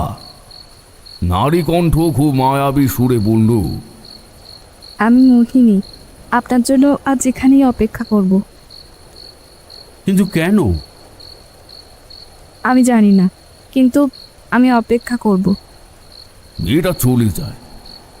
সবটা শুনে বীর বলেছিল, তুই যাস না, আমি আগে জানলে তোকে ডেকেই দিতাম না। ঠাকুরমশাই কিন্তু বলেছেন তোর আজকের রাতটা খুব সাবধানে থাকতে হবে। নতুন বউ তোর ঘরে, তুই কোথাও বেরোবি না। কিন্তু ঘরে এসে কিছুতেই নতুন বউয়ের পাশে শান্ত হয়ে বসে থাকতে পারেনি মেঘ। পুরো বাড়ি শান্ত হয়ে বসে থাকার পর বলেছিল, আমি একটু বাইরে থেকে আসছি। আমরা সবাই ঘুমিয়ে গিয়েছিলাম। তারপর হঠাৎ একটা আর্তচিৎকার শুনে সবার ঘুম ভেঙে গিয়েছিল। গোটা বাড়ি জেগে উঠেছিল। ঘর থেকে উঠে এসেছিল নতুন বউ। কান্না ভেজা কণ্ঠে চিৎকার করছিল, উনি একটু আগে ঘর থেকে বেরিয়ে গিয়েছেন। হতভম্ব হয়ে যায় বীর। আমি ওকে বারবার বলেছিলাম ওই মেয়েটাকে সাড়া না দিতে। ও মনে হয় ওর কাছেই। কোন মেয়ে? জমিদার বাবু আর আমি একসাথে বলে উঠলাম। ততক্ষণে সবাই বাইরে বেরিয়ে গিয়েছি খুঁজতে মেঘকে। তখনই বীর বলেছিল ঘটনাটা। চারপাশে খুঁজেও কোথাও পেলাম না মেঘকে। ঝড় শুরু হলো। সেই ঝড়ে মিশে যেতে লাগলো জমিদার বাড়ির কান্নার রোল। ঠাকুরমশাই, আপনি না বলেছিলেন কিচ্ছু হবে না। তবে তবে এটা কি? হতাশা, উদ্বেগ আর রাগ নিয়েই বলে উঠলেন জমিদার বাবু। আমি বলেছিলাম কিছুতেই যেন আজকের রাতটা না বাইরে যায়। ও গেল কেন? কাজেই যেটা হওয়ার সেটাই হয়েছে। সত্যি তাই হলো। ঝড় থামলে দেখা গেল ফটকের বাইরে একটা মৃতদেহ পড়ে আছে। মেঘ, ওর শরীর থেকে মাথাটা আলাদা করে দেওয়া হয়েছে। রক্তের বন্যায় লাল হয়ে গিয়েছে ঘাস। কুকুরের দল ওর মৃতদেহ নিয়ে টানাটানি করছিল। কেন হলো আর একটা মৃত্যু? এই সব কিছু মিটে যাওয়া অবধি আমায় থাকতে হলো ওখানে। অপমৃত্যুর জন্যই খুব তাড়াতাড়ি শ্রাদ্ধ শান্তি মিটে গেল। বাড়িতে 2 ছেলের মৃত্যুর পর জমিদার গিন্নির অবস্থা মোটেই ভালো ছিল না। জমিদার বাবু তাও নিজেকে যতটা শক্ত করেছে উনি সেটুকুও পারেননি। সারাক্ষণ কান্নার আওয়াজ তার ঘরের ভেতর থেকে শোনা যায়।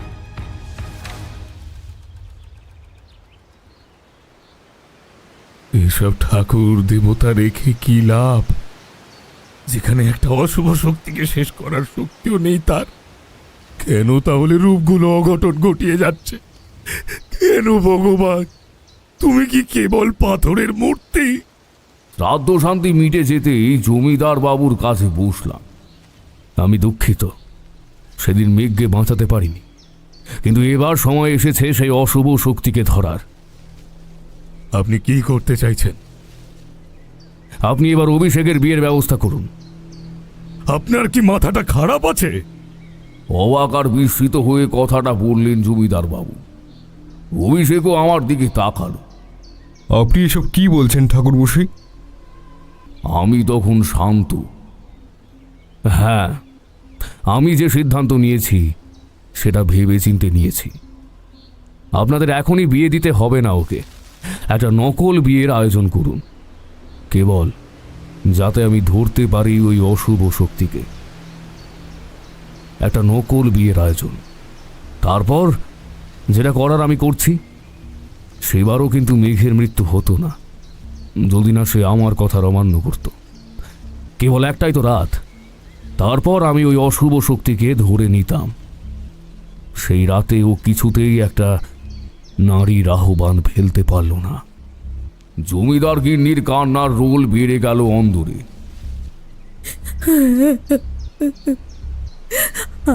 আমি আমার ছোট ছেলেটাকে হারাতে পারবো না হারাতে।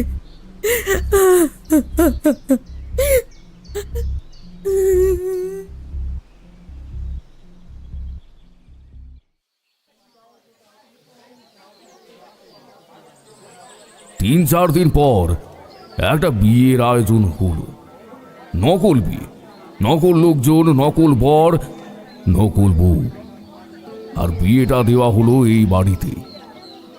অভিষেক কিন্তু আমার উপর বিশ্বাস করে। আমি জানি ঠাকুরমশাই, আপনি ঠিক সামলে নেবেন। ধন্যবাদ অভিষেক, আমাকে বিশ্বাস করার জন্য। তোমার দাদা আমার থেকে অনেক কিছুই লুকিয়ে গিয়েছিল। কিছু মানুষ নিজের সত্যিকারের অবয়বকে অবধি ভয় পায়। এরা আয়নার নিজের প্রতিবিম্ব অবধি দেখার সাহস পায় না, কারণ নিজের নোংরা সত্যি মেনে নেবার ক্ষমতা নোংরা ব্যক্তিরও থাকে না। তুমি কি বলতে চাইছো অভিষেক? নিজের দাদার ব্যাপারে কি এই সমস্ত ইঙ্গিত? কিছুই না, শুধু মনে হয়েছিল বলেই। যাজ্ঞে, আমি প্রস্তুত। বিয়ের দিন সকাল থেকে চারপাশটা কেমন যেন শান্ত হয়ে গেল। একটা চাপা বাতাস সর্বক্ষণ লেগে আছে গোটা এলাকা জুড়ে। কখনো কখনো দূরে একটা মিহি হাসির শব্দ ভেসে আসছে, কখনো গানে আসছিল মৃদু কান্নার শব্দ।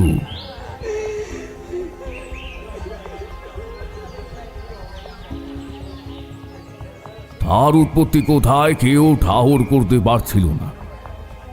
সানাইয়ের সুর বাজতেই সেই সব মিলিয়ে গেল একে একে। তারপর নকল হলেও সত্যিকারের বিয়ের মতোই লোকজন আনন্দ করতে শুরু করে দিল। বাইরে আমি বরাবর যাতায়াত করছি।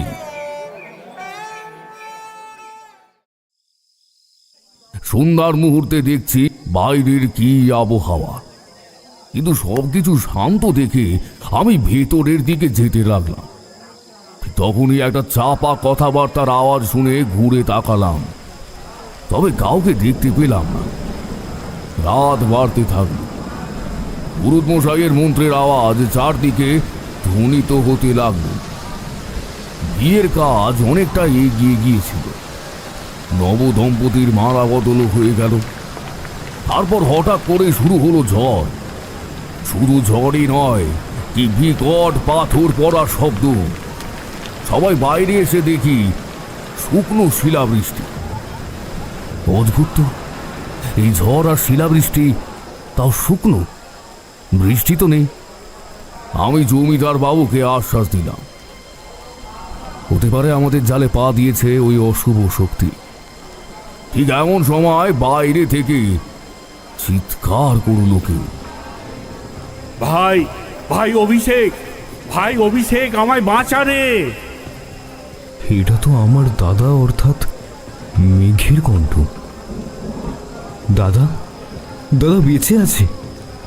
আশেপাশের সবাই বেরোতে না পারলেও একাকী বেরিয়ে গেল অভিষেক। আমার মনে হয় দাদা বেঁচে আছে, আর ও কোনো বিপদে পড়েছে। বাকিরা ওকে অনুসরণ করতে চাইলো, কিন্তু ওই ঝড় জলের মধ্যে ছেলেটা কোথায় হারিয়ে গেল নিমেষে কেউ বুঝতে পারল না। বাড়ির ভেতর থেকে আবার কান্নার রোল ভেসে উঠল। আমার ছোট ছেলে, আমার ছোট ছেলেটাও বুঝি চলে গেল গো। আমার ছোট ছেলেটা।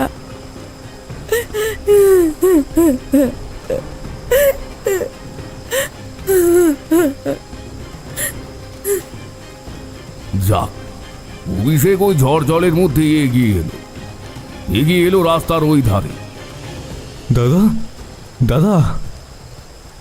এমন ঝড়ের মধ্যে ওর গলার আওয়াজ কত দূর অব্দি গেল তা ঠিক নেই। ও আবার সে গোঙানি শুনতে পেল, ভাই, ভাই, ভাই আমায় বাঁচা। ও অনুভব করলো ওই গোঙানি পুকুরের দিক থেকেই আসছে। খুব কম মাত্রায় বৃষ্টি পড়তে শুরু হলো। ঝড় আর নেই। আবঝা আলোতে ও চেষ্টা করলো পুকুরের দিকে যেতে। দাদা, দাদা, দাদা, দাদা, তুই কোথায়? কোথায় তুই? কেউ কোথাও নেই, কেবল দুটো চারটে পায়ের শব্দ পেতে লাগলো। চারদিকে ঘুরে দেখতে লাগলো, কিন্তু কাউকেই খুঁজে পেল না। মৃত্যু, গ্রামের প্রত্যেকটা বিয়ে হবে রক্তের বন্যা, রক্তের বন্যা। একটা নারী কণ্ঠ শুনে চমকে উঠল অভিষেক। কে? কে তুমি? আমার সামনে এসো। আমি যে তোর পেছনে, দেখতে পাচ্ছিস না? একটা শান্ত কণ্ঠ হাড় হিম করে দিল অভিষেকের। পিছনে কারোর নিঃশ্বাস পড়ার শব্দ পাচ্ছিল। খুব কাছেই যেন কেউ দাঁড়িয়ে আছে। অন্ধকারের মধ্যে ভীত হয়ে দাঁড়িয়ে থাকা অভিষেক নিজের বুকের ধুকধুকানি বাদে আর কিছুই যেন অনুভব করতে পারছিল না। পেছনে ঘুরে তাকানোর সাহসটুকু অবধি পেল না। ঠিক এমন সময় কেউ ওর কাঁধে হাত রাখল। বিয়ে করবি তুই? বিয়ে? ও ঘুরে দাঁড়িয়ে দেখলো দুটো অস্পষ্ট ছায়া মূর্তি। কেবল সাদা ঝাপসা বাদে আর কিছুই বোঝা যাচ্ছিল না। অভিষেক আর দেরি করল না। জয় মা তারা বলেই প্রাণপণে ওই অন্ধকারে জলের ওপর দিয়ে ঝড় বৃষ্টির মাঝে ছুটে যেতে লাগলো পথ কল্পনা করে। জলের উপর ওর পায়ের ছপাছপ শব্দ হতে লাগলো। দৌড়াতে দৌড়াতে অনুভব করছিল ওর পেছনে আরো দুজন ঝড়ের গতিতে এগিয়ে আসছে ওর দিকে। এমন করতে করতে অভিষেক গিয়ে পৌঁছালো গ্রামের শেষ প্রান্তে, অর্ধভঙ্গুর বাড়িটার ভেতরে। এককালে এখানে গ্রামের একটু উচ্চবিত্ত পরিবার থাকত। তারা সপরিবারে দক্ষিণ ভারতে বসবাস করতে গেলে এটা এমনি পড়ে আছে। মাটির ফটক একেবারে ভেঙে পড়ে গিয়েছে। তারপর বড় জায়গা জুড়ে পাকা ঘর, তার দরজা জানালা সব খুলে খসে পড়েছে। চারিদিকে মাকড়সার জাল, অনেক দিনের স্মৃতি নিয়ে দাঁড়িয়ে থাকা ধুলোর রাশি তে তো আছে। উঠোন জুড়ে ঘাসে ভর্তি। সেদিকে ছুটে পালিয়ে বসার ঘরের মাঝে গিয়ে পড়ল অভিষেক। এটা একেবারে বাড়ির মাঝখানে। চারিদিকে বেশ বড় বড় আলমারি, যেগুলো এখন দৈত্যের মতো দাঁড়িয়ে আছে ঘরটা জুড়ে। বাইরের আওয়াজ এখানে তেমন আসছে না, তবে ভাঙা দরজা জানালা দিয়ে বাজের আলো এসে পড়ছে। ও এত জোর এসেছিল যে ওর নিঃশ্বাস খুব জোরে জোরে পড়ছিল। কিছুতেই নিজেকে শান্ত করতে পারছিল না ও। কি জোরে বেঁচে গিয়েছি, আর একটু হলেই যেন শেষ হয়ে যাচ্ছিলাম। ঠিক এমন সময় নূপুরের আওয়াজে ভরে উঠল চারদিক। ও চারদিকে ঘুরে তাকিয়ে কাউকে পেল না। ঠিক তখনই বিদ্যুতের ছিটকে আসা আলোয় দেখল দুটো ঝাপসা সাদা অবয়ব ওর দিকে এগিয়ে আসছে। বিয়ে বিয়ে করবি তো? আর তখনই দুজনে আটকে উঠল। দুটো আর্তচিৎকার জাগিয়ে তুলল সেই মৃত বাড়িকে। কারণ আমি তখন গোটা ঘরটার চারিদিকে মা তারার আশীর্বাদী সিঁদুরের ফোঁটা দেওয়া সম্পূর্ণ করে ফেলেছি। জয় মা তারা বলেই হাতের মশলাটা রেখে দিলাম একদিকে। ঘরটা আলোকিত হয়ে উঠল। অভিষেক তাড়াতাড়ি বেরিয়ে গেল ঘর থেকে। আর ওই দুটো ছায়ামূর্তি পালাতে গেলেও আটকে গেল। দরজার দিকে এগিয়ে ছিটকে পড়ে গেল ভেতরে। কে তুই? কেন আমাদের পথ আটকাতে এসেছিস? ভালো হবে না, কিন্তু ভালো হবে না বলছি। একটা কর্কশ পুরুষ কণ্ঠ কাঁপিয়ে দিল গোটা ঘরটা। আমি হাতের মুঠোয় থাকা জবা ফুলগুলো মুখের সামনে ধরে মন্ত্র পড়তে পড়তে ছিটিয়ে দিলাম সেদিকে। এবার নিজের রূপে ফিরে আয়। ফুলগুলো সেই বৃত্তের মধ্যে পড়তেই দুজনে যন্ত্রণায় ছটফট করে উঠল, আর পর মুহূর্তেই সোজা হয়ে দাঁড়ালো। মশালের আলোয় ফুটে উঠল অদ্ভুত দুজনের রূপ। বিয়ের ধুতি পাঞ্জাবি পরা একজন যুবক, তার গলার মধ্যে একটা গভীর ক্ষত, যে ক্ষত থেকে রক্তের বন্যা বইতে বইতে এসে পড়েছে তার সারা বুকে পেটে। আকাশে চোখ দুটো কোটরের মধ্যে যেন তলিয়ে গিয়েছে। হাঁ করা মুখটা থেকে কেমন একটা গোঙানি তখনও বেরিয়ে আসছে। কাটা গলায় কেউ চিৎকার করতে চাইলে যেমন আওয়াজ হয়, এমন টকবক করা রক্তের সাথে গোঙানি। তার পাশে দাঁড়িয়ে থাকা লাল চেরি পরা এক নারী, শান্ত কালো দুটো চোখ, এলোমেলো চুলের মাঝে আটকে থাকা বিয়ের মুকুট, কপালে টিকলি, খুলে যাওয়া নৌলুক আটকে আছে কানের একদিকে, গলায় গয়নার সাথে ডুমরে মুচড়ে যাওয়া ফুলের মালা। তার পেটের কাছে গভীর ক্ষত, তার রক্তে লাল চেলি আরো লাল হয়ে উঠেছে। মেহুলদি, অলোকদা, বিস্মিত কণ্ঠে বলে উঠল অভিষেক। আমি ওর দিকে অবাক চোখে তাকালাম। মশালের মৃদু আলোয় দেখলাম সেই নারীর হিংস্র রূপ। তুই আমায় দিদি বলে ডাকিস না অভিষেক, তোকে আমি ঘেন্না করি। তুই সেদিন আমাদের ঠিকানা বলেছিস বলে দাদা আমায় খুঁজে পেয়েছিল, আর তার পরিণতি এই। সেই পুরুষ কণ্ঠ বলে উঠল, আমাদের মুক্ত করুন, আমাদের মুক্ত করুন। আমাদের আজ যদি এই পাপিষ্ঠকে বিনাশ না করা হয়, তাহলে আমরা হেরে যাব। এই একজন বাকি আছে যে আমাদের এক হতে দেয়নি। আমি হাত উঁচিয়ে বললাম, তাকে বলো কে তোমরা? নারী শান্ত চোখে তাকিয়ে রইল তার পাশের পুরুষের দিকে। ভয়ঙ্কর দৃশ্যে সেই পুরুষের চোখে তখন অতীত, আধার অতীত।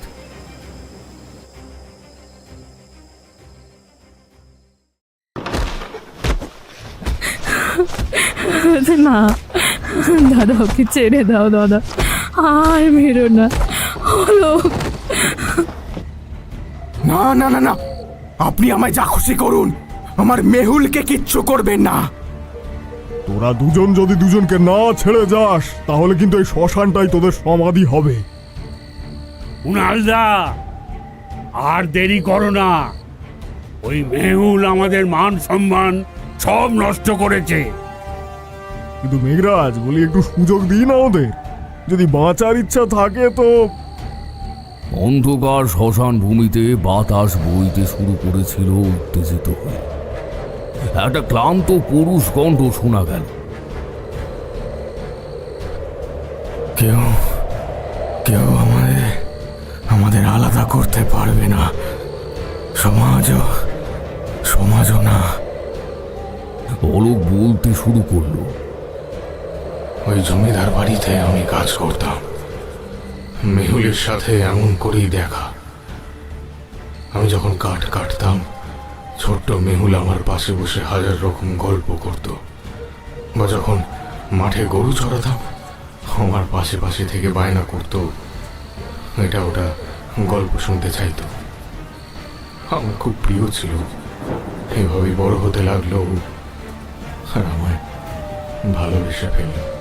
আমি বারংবার বাধা দিল, ও ছাড়লো না। ওর ভালোবাসায় সেই জোর আছে। এসে বলতো, তুমি ছোট জাত বলেই তোমাকে ভালোবাসা অপরাধ? আচ্ছা, মানুষের তো সবই এক, তাহলে ভিন্ন ভিন্ন গোত্রে জন্ম হলেই বুঝি সে ভিন্ন? কিন্তু একদিন ওর বড়দা আর মেজদা ব্যাপারটা জেনে গেল। ওর ভাই অভিষেক ওকে প্রেমের ব্যাপারে সাহায্য করত। একদিন অভিষেকের সাথে গল্প করার সময় সবটা শুনে ফেলে বাকি দুজনে, আর সেই দিনই আমায় কাজ থেকে বের করে দেয়। এরপর যখন আমি বনের মধ্যে বসে ভাবছিলাম যে কি করবে এরপর, অভিষেক এসেছিল, বলল, দিদিকে ওরা খুব মেরেছে গো, তুমিও ওকে ফেলে চলে যাবে? তাহলে আমি কি করবো ভাই? আজ রাতে এখানে থেকো, আমি মেহুল দিকে নিয়ে আসবো, তুমি ওকে নিয়ে অনেক দূর চলে যেও। সত্যি অভিষেক এসেছিল অনেক রাতে। মেহুলের হাতটা আমার হাতে দিয়ে বলেছিল, যা দিদি, অনেক দূরে চলে যা। শুধু ওর দিদি নয়, আমার নিজেরও খুব কষ্ট হচ্ছিল ওকে ছেড়ে যেতে। সত্যি সত্যি অভিষেক আমাদের মিলিয়ে দেওয়ার জন্য অনেক কিছু করেছিল। তবে ওর ব্যাপারে ভুলটা ভেঙেছিল দুদিন পর, কারণ আমাদের যেখানে বিয়ে হওয়ার কথা ছিল সেই জায়গাটার কথা অভিষেক বলে দিয়েছিল। আমরা আগে থেকে ভেবেই রেখেছিলাম যে আমরা গড়পুরের শিব মন্দিরে গিয়ে বিয়ে করব। দুদিন পর আমরা ওখানেই বিয়ে করতে গিয়েছিলাম, আর তখনই ওর দুই দাদা আমাদের ধরে ফেলে আর তারপর নিয়ে যায় সেই শ্মশানে।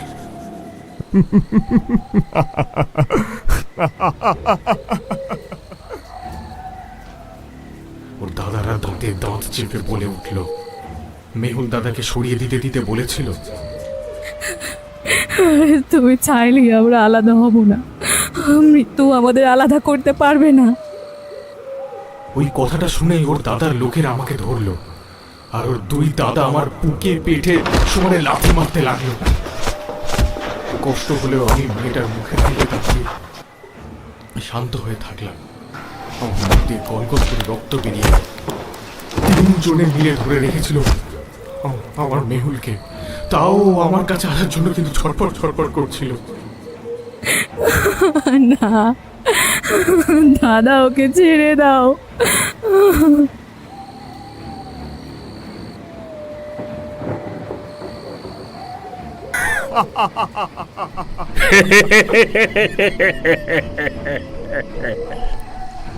যদি তোরা আলাদা হোস তবেই ছেড়ে দেবো। হ্যাঁ, এখনো কিন্তু সবাই জানে না যে তুই ওর সাথে পালিয়েছিলি। বল, দুজনে আলাদা হবি? মেহুলের মুখের সামনেই বলেছিল মেঘরাজ, ওর মুখের ওপর থুতু দিয়েছিল মেহুল।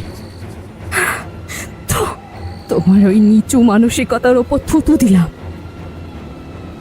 তারপর আমার উপর আরো অত্যাচার শুরু হয়। না, চিৎকার করছিল মেয়েটি, অন্ধকার শ্মশান ভূমি জুড়ে ওর চিৎকার ধ্বনিত হতে লাগলো চারিদিকে। দাদা ওকে ছেড়ে দাও, আর মেরো না ওকে। মেহুলের ওপরও অত্যাচার করছিল ওর দাদা। আমি আমি আমি আর থাকতে পারছিলাম না। আপনারা আপনারা আমায় যা খুশি করুন, কিন্তু আমার মেহুলকে কিচ্ছু করবেন না। আমার মেহুলকে কিচ্ছু করবেন না। ওর দাদার পাশে আলোচনা করছিল। তোরা দুজন যদি দুজনকে না ছেড়ে যাস তাহলে কিন্তু এই শ্মশানটাই তোদের সমাধি হবে। কুণালদা, আর দেরি করো না। ওই মেহুল আমাদের মান সম্মান সব নষ্ট করেছে। কিন্তু মেঘরাজ বলি, একটু সুযোগ দিই না ওদের। যদি বাঁচার ইচ্ছা থাকে তো কেউ কেউ কেউ আমাদের আলাদা করতে পারবে না। কেউ আমাদের আলাদা করতে পারবে না। ব্যাস, সব শেষ। আমার গলায় সজোরে মেরেছিল ওই ধারালো অস্ত্র দিয়ে, আর আমি লুটিয়ে পড়তেই মেহুলের পেটে আঘাত করেছিল ওরা।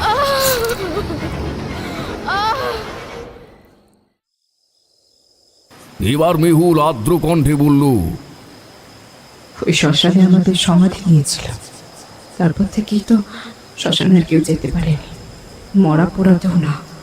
যে দাম্পত্য সুখ আমরা পাইনি, সেটাই আমরা কোনো নবদম্পতিকে পেতে দিইনি। সমস্ত বিয়েতে তাই মারা পড়েছে বরকনে। আর এটা করেছি আমার দাদার সময়ও।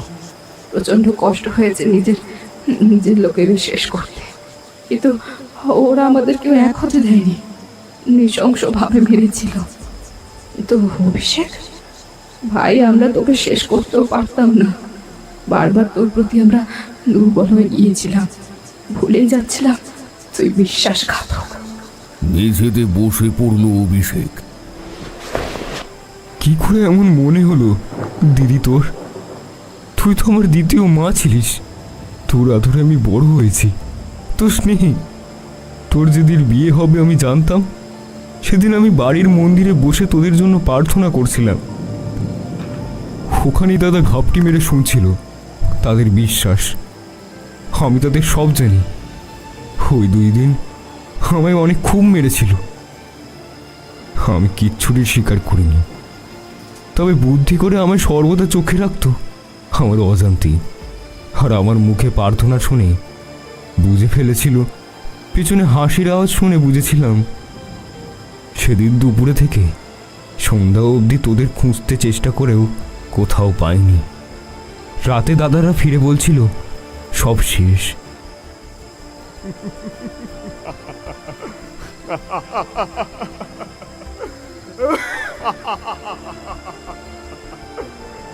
বাবা আর মা সত্যি সেদিন থেকে পাথরের মতো হয়ে গিয়েছিলেন। চাইনি তোদের এইভাবে মৃত্যু হোক। দিদি, আমায় যদি তোর সত্যি এখনো বিশ্বাসঘাতক মনে হয়, আমায় শেষ করে দে। এগিয়ে এলো দুজনে, জাপটে ধরলো ছেলেটাকে। ভাই, আমায় ক্ষমা করে দিন। অলক হাত রাখলো অভিষেকের কাঁধে। তুই সত্যি আজীবন আমাদের সাহায্য করে গেছিস, কিন্তু তোকে ভুল বুঝে গেলাম আমরা। আমাদের ক্ষমা করে দে। বাইরে ঝড় বৃষ্টি থেমে এসেছিল। ভেতরে 3টে মানুষের কান্না শুনছিলাম। আমি এগিয়ে গেলাম। তোমরা এই প্রতিশোধের আগুনে শেষ করে দিলে গ্রামের কতগুলো লোককে। আমরা ক্লান্ত, আমাদের ক্ষমা করে দিয়ে আপনি দয়া করে আমাদের মুক্তির পথ দেখান। আমাদের দয়া করুন। অলক কথাটা বলতেই মেহুল নিজেও সম্মতি জানালো। বাইরে তখন ভোরের আলো ফুটতে শুরু করেছে।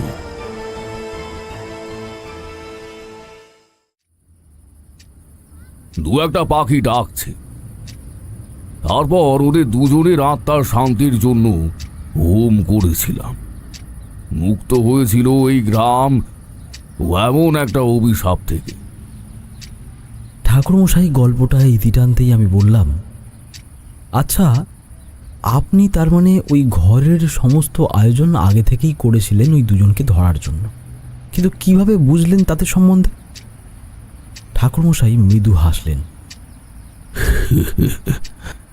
আমার বারবার সন্দেহ হয়েছিল ওই জগদীশ কিছু একটা তো জানে, তাই অভিষেককে নিয়ে তার ছেলের শ্বশুর বাড়ি অবধি যায়।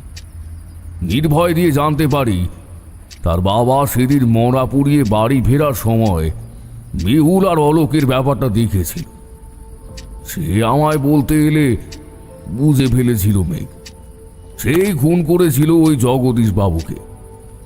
মেঘের কোনোভাবে আন্দাজ ছিল ওই দুজনের আত্মার জন্যই এই সব হচ্ছে, কিন্তু উনি ভাবতেন আমি হয়তো কোনোভাবে সমস্ত ঘটনার অতীত জানতে পারবো না, কেবল ওই দুজনকে বিনাশ করব।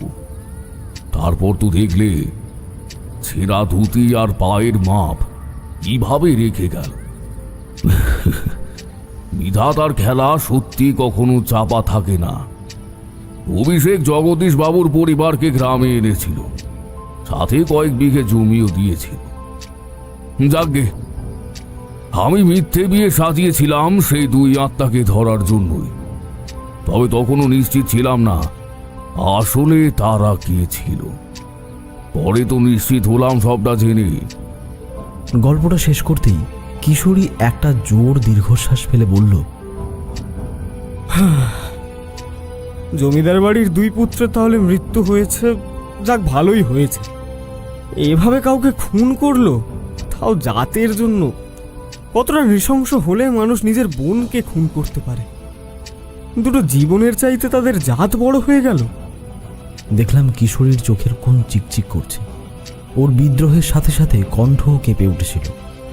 ঠাকুরমশাই একটু তাকিয়েছিলেন খোলা জানলার বাইরে, কুয়াশার চাদরে অন্ধকার রাতের দিকে এক দৃষ্টে তাকিয়ে বললেন, পৃথিবীতে কিছু মানুষের কাছে জাতের বড্ড কদর, কিন্তু ভুলেই যায় জন্ম আর মৃত্যুর সময় মানুষের আদতে কোনো জাত থাকে না, সবটাই তাদের নিজেদের তৈরি। এই আলোচনায় থাকলে আরও অনেকটা রাত হবে। ততক্ষণে চারি মায়ের খিচুড়ি শেষ, খেয়ে আজ ফিরতে হবে। আবার আসবো না হয় কোনো এক শীতের সন্ধ্যেতে।